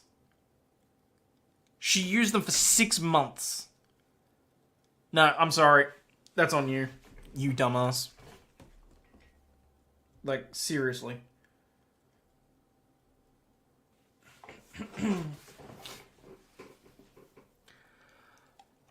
She claimed she began experiencing pain in her left eye that was ultimately diagnosed as an inflamed iris condition called iridocyclitis in August 2020. Just over a year later, after at least 7 doctor's visits, her right eye was removed, according to the lawsuit. Hubble contact lenses were unsafe, defective, and inherently dangerous in that these contact lenses were subjected to a high rate of eye infections, corneal damage during the normal and customary use, the complaint stated. Representatives for Hubble Contacts did not immediately respond to a request for comment from Insider. Vision Path told CBS News it was unaware of the claims until the lawsuit was filed. We began our investigation immediately following. Given the early stages of the case, we're unable to further comment on the specifics of the allegations or the results of our internal investigation. She claimed in the lawsuit that her injuries were related to the use of the silicon-based polymer methylsilicon A in the lenses. While the Taiwanese-made lenses were approved by the FDA, the complaint alleged that it was no longer commonly prescribed by for contact lenses in the US. David Lever, a partner of the law firm representing her, told Insider, "We place corrective lenses into one of the most vulnerable parts of the human body, and we trust that we will be aided, not harmed by them. Companies selling these lenses must be held accountable when they participate in deceptive marketing practices." Where was a deceptive marketing practice? In January 2022, Vision Path paid $3.5 million to settle a Federal Trade Commission charge that Hubble failed to obtain and verify prescription information from customers' optometrists. It also paid $375,000 in deceptive trade practices settlement with a Texas attorney in June 22. I love how they just throw that in, though. What were these about? And hang on, where's the actual suit? Now I'm curious. How long's this one? Hmm. 31 pages. I don't really want to go through the whole thing. Jurisdiction of venue, statement of facts. Defendants on its own brand, yada yada yada. Ordering and processing a prescription plan, yada yada yada. Defendant's flawed verification system. Misleading representation to consumers. This is the bit I'm curious about.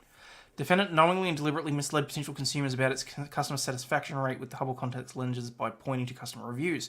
However, the defendant influenced positive reviews by offering existing customers $30 worth of lenses in exchange for a review on the website of Hi-Ya or the New York Better Business Bureau. So, how is that deceptive? I mean, yeah, they've got policies that the reviews are not supposed to be incentivized, but they knowingly attempted to deceive or misrepresent the safety and effectiveness of the contact lenses. In February 2018, it advised of its low rating with the BBB, which was due to customer complaints. In an attempt to further mislead customers, they asked, have we talked with BBB teams about anything we can pay to get their rating up? Okay. Use the contact lenses. Around late January, she received the contact lenses, which did not include written instructions for cleaning, insertion, removal, or storage of the contact lenses. So contact your optometrist. On or about February 2020, she used the contact lenses for the first time, and thereafter the lenses approximately 7 to 8 additional times. Upon information and belief, she stopped wearing the Hubble lenses around late July 2020. So you knew that they were caught. So between February 20 and July 2020, you've had multiple hospitalizations for issues with your eyes from these things. Why would you continue to use them 7 or 8 times? On August 17, 2020, she visited the hospital room due to severe left eye pain. The plaintiff was diagnosed with a corneal ulcer on the left eye, which is noted as being associated with contact lenses. Wait. Hang on.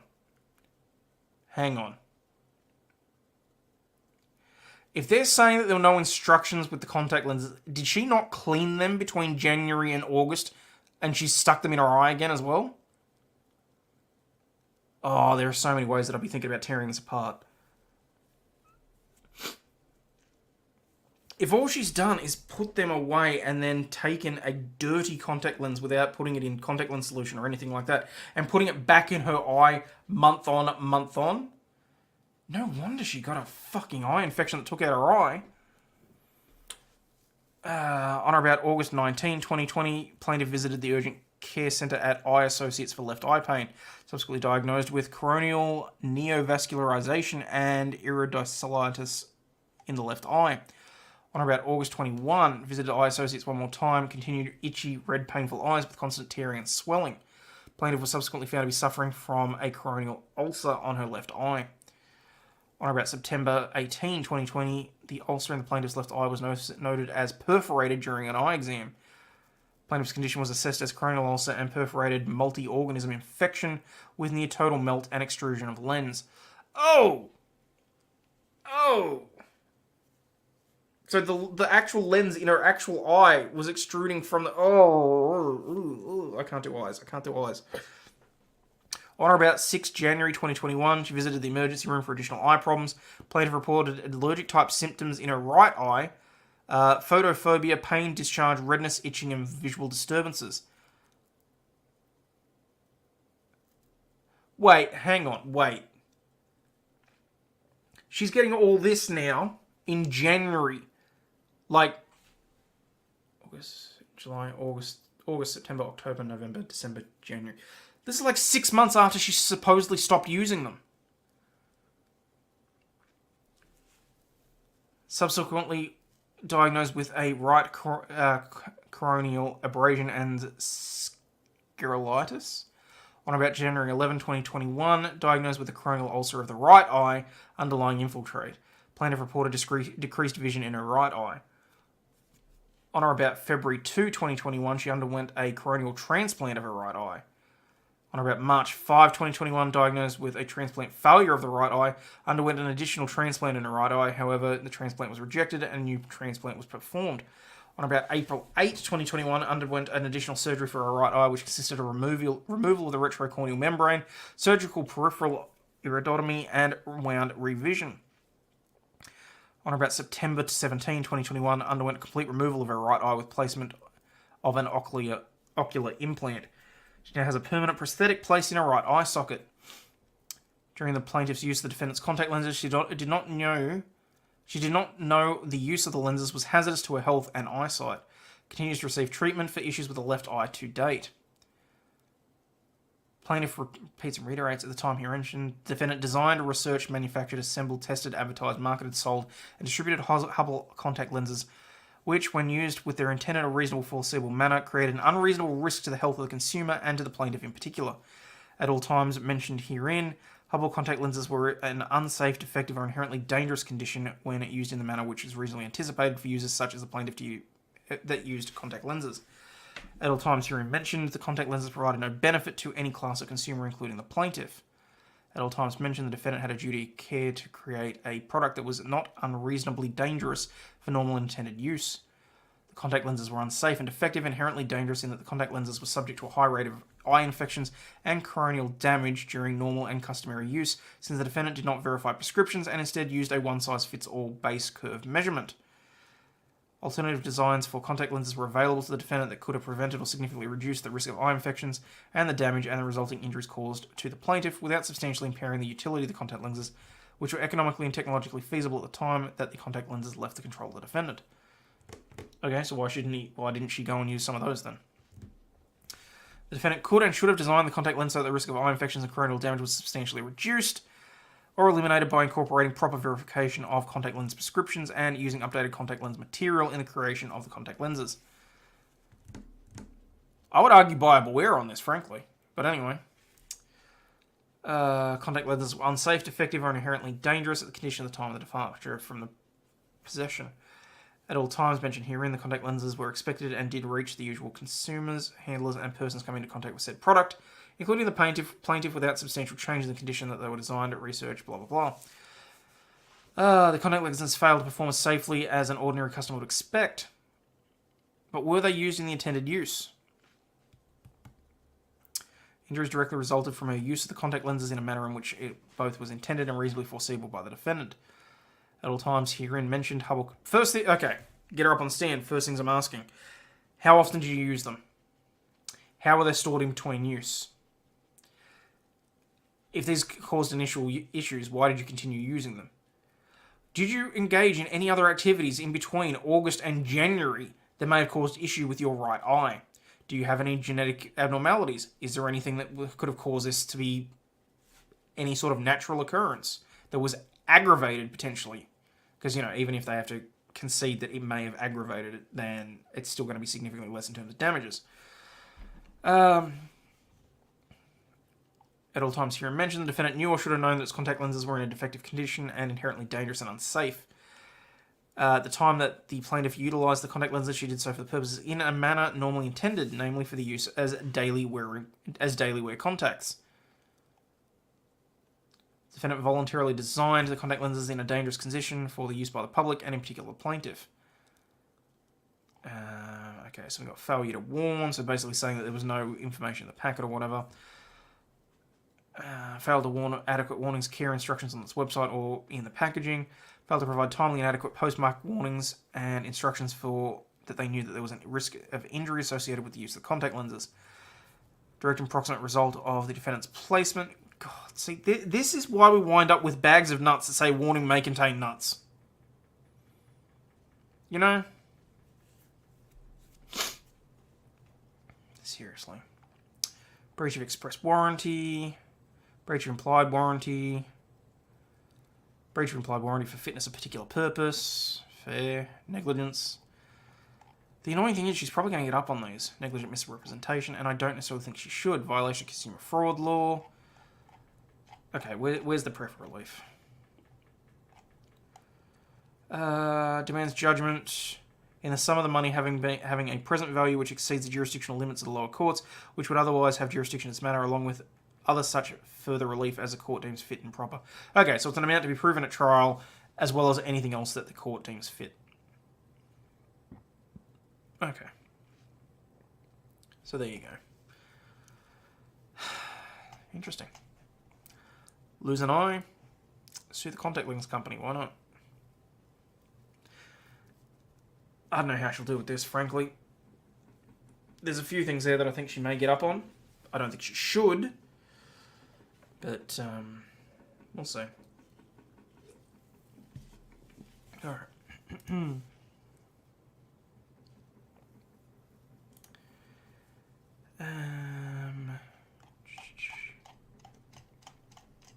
What's this? Ventura County drug delivery driver arrested, suspected ties with Mexican cartel. Oh, this is the DoorDash guy! A man was arrested in Ventura County for allegedly working as a narcotics delivery driver for Mexican cartels. The suspect was identified as Kevin Montano Chavez, 21, by the Ventura County Sheriff's Office. Investigators have been tracking a narcotics delivery service that was supplying fentanyl and other drugs to Ventura County residents. Drivers who were identified as working with the delivery service, which is owned by a Mexican cartel, were being surveilled. On July 5, deputies spotted Chavez conducting an apparent drug sale in Camarillo. As Chavez drove away, authorities pulled him over for vehicle code violations. During questioning, he said he was homeless and had recently moved from the US to the US from Sinaloa, Mexico. During a search of his vehicle, which was registered out of El Monte, deputies located 2023 counterfeit oxycodone pills containing fentanyl, half a pound of heroin, half a pound of powder fentanyl, and $1,412 in cash from drug sales. Chavez was arrested on charges including possession for sales of a controlled substance and transportation of a controlled substance. He's being held at the Ventura County Jail on a $50,000 bail bond.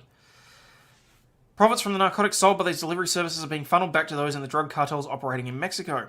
These services are directly managed by drug cartel members outside the United States who facilitate the mass delivery of narcotics to subjects throughout Southern California using delivery drivers. Counterfeit M30 oxycodone pills are highly abused and often contribute to fatal and non-fatal overdoses within Ventura County, authorities said. The pills look identical to legitimate medications and are mixed with fentanyl. As little as 2 milligrams of fentanyl is considered to be a lethal dose of the deadly drug. These counterfeit pills are mass-produced by drug cartels and sold throughout the United States for large profits. The United States Drug Enforcement Agency estimates that 6 out of every 10 pills currently seized by law enforcement agencies in the US are counterfeit and contain fentanyl. Anyone with additional information on the case or other narcotics-related incidents can contact investigators at vcfocus@ventura.org. Yeah, because, you know, it's not like snitches get stitches or anything.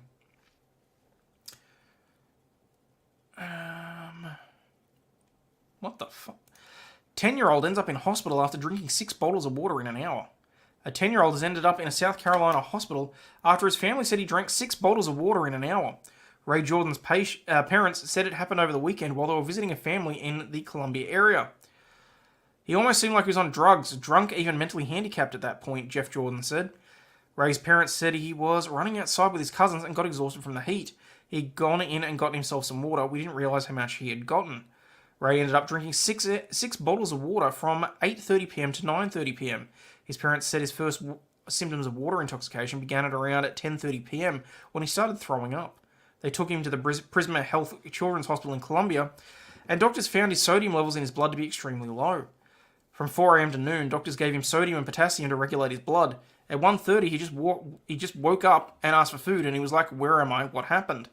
He's now in good health, and his parents are relieved that he's not experiencing any lingering symptoms. The Jordans said that the experience has taught them that it's important to alternate between drinking water and sports drinks on a hot day because electrolytes in sports drinks don't dilute your blood system the way that water does.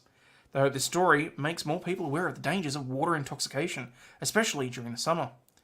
Holy shit, I didn't realise it was quite that bad if you actually drunk that much water in a short period. But I suppose for a 10-year-old, it makes a lot of sense.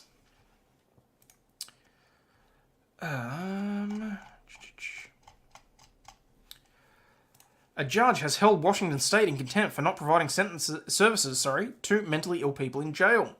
A federal judge has found that Washington State is in contempt and ordered it to pay more than $100 million in fines for failing to provide timely psychiatric services to mentally ill people who are forced to wait in jails for weeks or months. In her order released on late Friday, U.S. District Judge Marsha Petchman said the Washington Department of Social and Health Services has been violating the constitutional rights of these people since 2015 due to a lack of foresight, creativity and planning, and timely response to a crisis of its own making. The ruling stems from a federal lawsuit filed on behalf of people with mental health disabilities who were charged with crimes and ordered by a judge to have a competency evaluation. If found competent to face charges, the state may then provide services to restore their competency. A lack of funding, personnel, and beds in the mental health facility force them to wait in jail for extended periods, which violates their rights, according to the lawsuit. The state entered into a settlement agreement in 2018 and agreed to address the wait times, but they've only grown longer, Petchman said. Instead of providing more space in its psychiatric hospitals, the state closed wards. The court is unpersuaded that DSHS adequately planned for and took reasonable measures to address the bed shortage, Petchman said. It continued to accrue fines as it missed court-ordered marks. These funds were held in abeyance, but Petchman now wants the state to pay $100 million of those fines. Wait. So they've got more than $100 million worth of fines. And they're... This order will make real improvements on a reasonable timeline for the most vulnerable of Washingtonians, said Beth Leonard, an attorney for Disability Rights Washington, in a statement on Saturday. Nora West, a spokesperson for the state agency, said officials were assessing the ruling and understanding what the court wants us to do. They want you to fix the mental health issues in the jail, and in the meantime, open up your wallet and pay $100 million. Seems pretty fucking straightforward to me. Christopher Carney, representing the Disability Rights Washington, said prosecuting vulnerable people accomplishes little. Instead, the funds should be spent on supporting housing with staffing and medication. We just keep throwing away resources and causing harm, trying the wrong solutions, he said in a release. If what we want is to save lives and improve public safety, we know arrest and competency services are not the way to get there. Our clients need homes and help, not more punishment. Alright, what do we got? 10 minutes? Okay. A Delaware man has bitten a police dog multiple times while evading arrest from the cops. Yeah, he looks like he got into a biting fight with a German Shepherd. A drunk Delaware man has bit a police dog multiple times while trying to evade arrest on Saturday, according to officials. Jamal Wing, 47, allegedly launched a beastly attack after state police pulled him over in a Wilmington parking lot at 1:40 a.m. for speeding. Wing then jumped out of the car without being told and refused troopers' commands to get back inside the vehicle. So that might be the first time I've ever heard a cop tell someone to get inside a vehicle. You know, unless it's the cop's car. The troopers then sicked their canine on Wing while trying to arrest him, but the Wilmington man reportedly chomped back. He continued to resist and bit the DSP canine multiple times, the department said in a statement. After troopers were finally able to subdue the retaliating man, they claimed they smelled alcohol in his breath and noted signs of impairment. Well, why else would you bite a canine unit? Are you kidding me? You'd have to be drunk to try that. He suffered multiple injuries in the scuffle, including a gash above his left eye, and was transported to an area hospital where he allegedly continued to struggle for escape. 2 troopers and canine Mako were injured by Wing and required medical evaluation at an area hospital. The irony is the poor dog, if he actually bit and broke the skin, the dog is probably going to get more of an infection from his mouth than he would from the dog's saliva. Wing was released from hospital and charged with a slew of offences, including assaulting the canine and its 2 officers, driving under the influence, resisting arrest with force, criminal mischief, disorderly conduct, failure to have a required licence, and speeding in excess. He's being held at the Howard R. Young Correctional Facility on a $34,200 cash bond. He's going to enjoy his prison time. Just saying. What the hell? Wisconsin man sentenced for hiding Dukes of Hazzard General Lee replica. Its bright orange weighs more than 1.5 tons and its giant 01 painted on each side. Still, a Minocqua man tried hiding it after declaring bankruptcy. Ah, that's why, federal prosecutor said. According to the U.S. Attorney's Office, Bruce Polinsky was sentenced Thursday for lying to the U.S. bankruptcy trustee about his replica of the General Lee, the 1969 Dodge Charger, made famous in the Dukes of Hazzard. Polinsky, 57, was also accused of hiding a 1979 Pontiac Firebird Trans Am, which would have been a year off and similar to the model used in the movie Smokey and the Bandit 2. Although the statement from the Attorney General's office did not make the movie connection or indicate if the car was black. No comment. Judge James Peterson said that Polinsky sentenced Polinsky to 3 years of probation and fined him $1,000, calling it a just sentence because of the defendant's health and financial circumstances. Peterson, however, added he would consider prison in other cases as a warning to other people who would consider trying to conceal their assets after declaring bankruptcy. U.S. Attorney Timothy O'Shea said it did not take long for investigators to realise that he was hiding the cars. He noted that after seizing them, the vehicles were soon found and have been sold off. Oh, that's gut-wrenching. The Trans Am would have been a beautiful car too.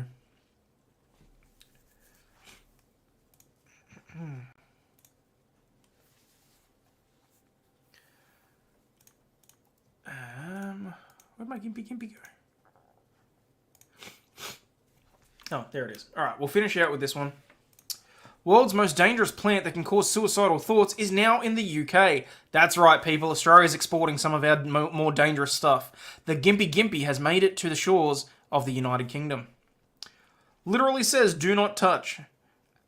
You have to lose all sorts of crap when handling these things. One of the world's most dangerous plants has arrived in the UK, with a sting so strong it's known to cause suicidal thoughts. A guy shot himself in the foot, a horse had to be put down, and some poor bastard decided to try and use it as toilet paper. I don't even want to think about what happened to him. The Gimpy is so potent that it's been likened to being electrocuted and being on fire at the same time. Whilst the painful plant is usually kept in botanical gardens, one adventurous Brit decided to grow it in his own home. You moron. However, we would not recommend this. The venomous Gimpy has now found a new home at Alnwick Gardens Poison Garden, where it's been kept under lock and key. Usually found in Australia and Indonesian rainforests, the plant is part of the nettle family Urticaceae. When it was first discovered in 1866, a road surveyor's horse was reportedly stung by the animal. Reportedly stung with the animal going mad before dying within 2 hours. The horse brushed up against this, went mad and died 2 hours later. According to John Knox, the lead tour guide at the Poison Garden, the plant's tiny hair-like needles sent a burning sensation through the victim, with the pain intensifying over the next 20 to 30 minutes before continuing for up to 2 weeks or months. This can happen if you even only brush up against it for a second, with the expert likening the experience to being electrocuted or set on fire at the same time. People have also reported being sent into experiencing huge red rashes, have their limbs swell up, and have been left unable to sleep due to the unbearable pain. There's even been one report of suicide, with a man reportedly shooting himself after a painful run-in with the shrub. But this hasn't put experts off welcoming the plant into Alnwick. The Poison Garden in Alnwick, located in Northumberland, is home to around 100 toxic, intoxicating, and narcotic plants, from deadly nightshade and hemlock to strychnine and giant hogweed. Part of the larger garden is the creation of Jane Percy, the Duchess of Northumberland, who became a member of the nobility when her husband's brother died suddenly. With the unexpected title came the magnificent Alnwick Castle, which many of you might recognise from the Harry Potter films, and its grounds, with Percy's husband tasking her to bring new life into the gardens. Damn. She's literally got the greenhouses at Hogwarts filled with, deadly plants. Percy told the Smithsonian Magazine, which refers to the garden as the world's deadliest, I think he thought that'll keep her quiet, she'll just plant a few roses and that'll be it. But Percy decided to do something really different, taking inspiration from a famous poison garden in Italy that belonged to the Medici family in Padua. I thought, that is a way to interest children.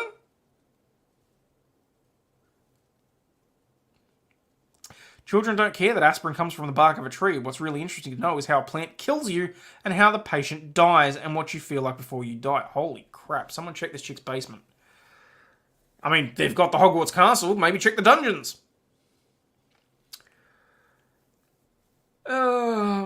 Percy added, what's extraordinary about the plants is the most common ones that people don't know that are killers. The garden's website says visitors are not allowed to smell, touch, or taste any of the plants inside. I should have fucking well hope not. And that people still occasionally faint from inhaling toxic fumes while walking around. The boundaries are kept behind black iron gates to warn these plants will kill you, and also bear 2 skull and crossbones as extra caution, with guests only allowed inside on guided tours. Like, if you're walking past and you see a friggin' thing like that that has, like, hang on, what's that one called? Heracleum mantegasyanum. What the hell is that? Oh, that's giant hogweed. Okay. Known as a cartwheel flower, giant cow parsley, giant cow parsnip, or hogsbane. Sometimes called wild parsnip or wild rhubarb in New Zealand. What to do if you're exposed to giant hogweed? Wash the affected area with soap and cold water as soon as possible. Keep the exposed area away from sunlight for 48 hours. If a reaction occurs, apply topical steroids. Jesus Christ. A poison garden. Why? Why? It's bad enough that we have to deal with this shit when you're walking through, like, the Daintree and all that sort of thing. Why would you deliberately put this in a place where it's around people? It's not like they can try and make some sort of antidote from it. It's not like milking spiders or snakes or whatever else. This thing is literally just there to kill you. Yeah, that's a big no from me. But I digress. Anyway, guys, fingers crossed I'll be back tomorrow at the usual time. May or may not be actually on time, but we'll certainly see. Hopefully this has kept you entertained for the last 2 hours. But as always, guys, please remember, hit the like and subscribe buttons. Double check whether or not you have hit the bell, changed it from personalised to all notifications so you actually know when I actually am going live. And please remember, you are not a piece of shit. You do have value and you do contribute to society. Even if all you do is hit that like button for me. But as always, guys, stay healthy, wealthy, and wise, and I'll catch you on the flip side. Cheers, guys. Oh, where's the video? And of course, I've stuffed that up. This shit, I'm out. Fuck this shit, I'm out. No thanks. Don't mind me. I'ma just grab my stuff and leave. Excuse me, please. Fuck this shit, I'm out. Nope. Fuck this shit, I'm out. Alright then. I don't know what the fuck just happened, but I don't really care. I'ma get the fuck up out of here. Fuck this shit, I'm out. Fuck this shit, I'm out.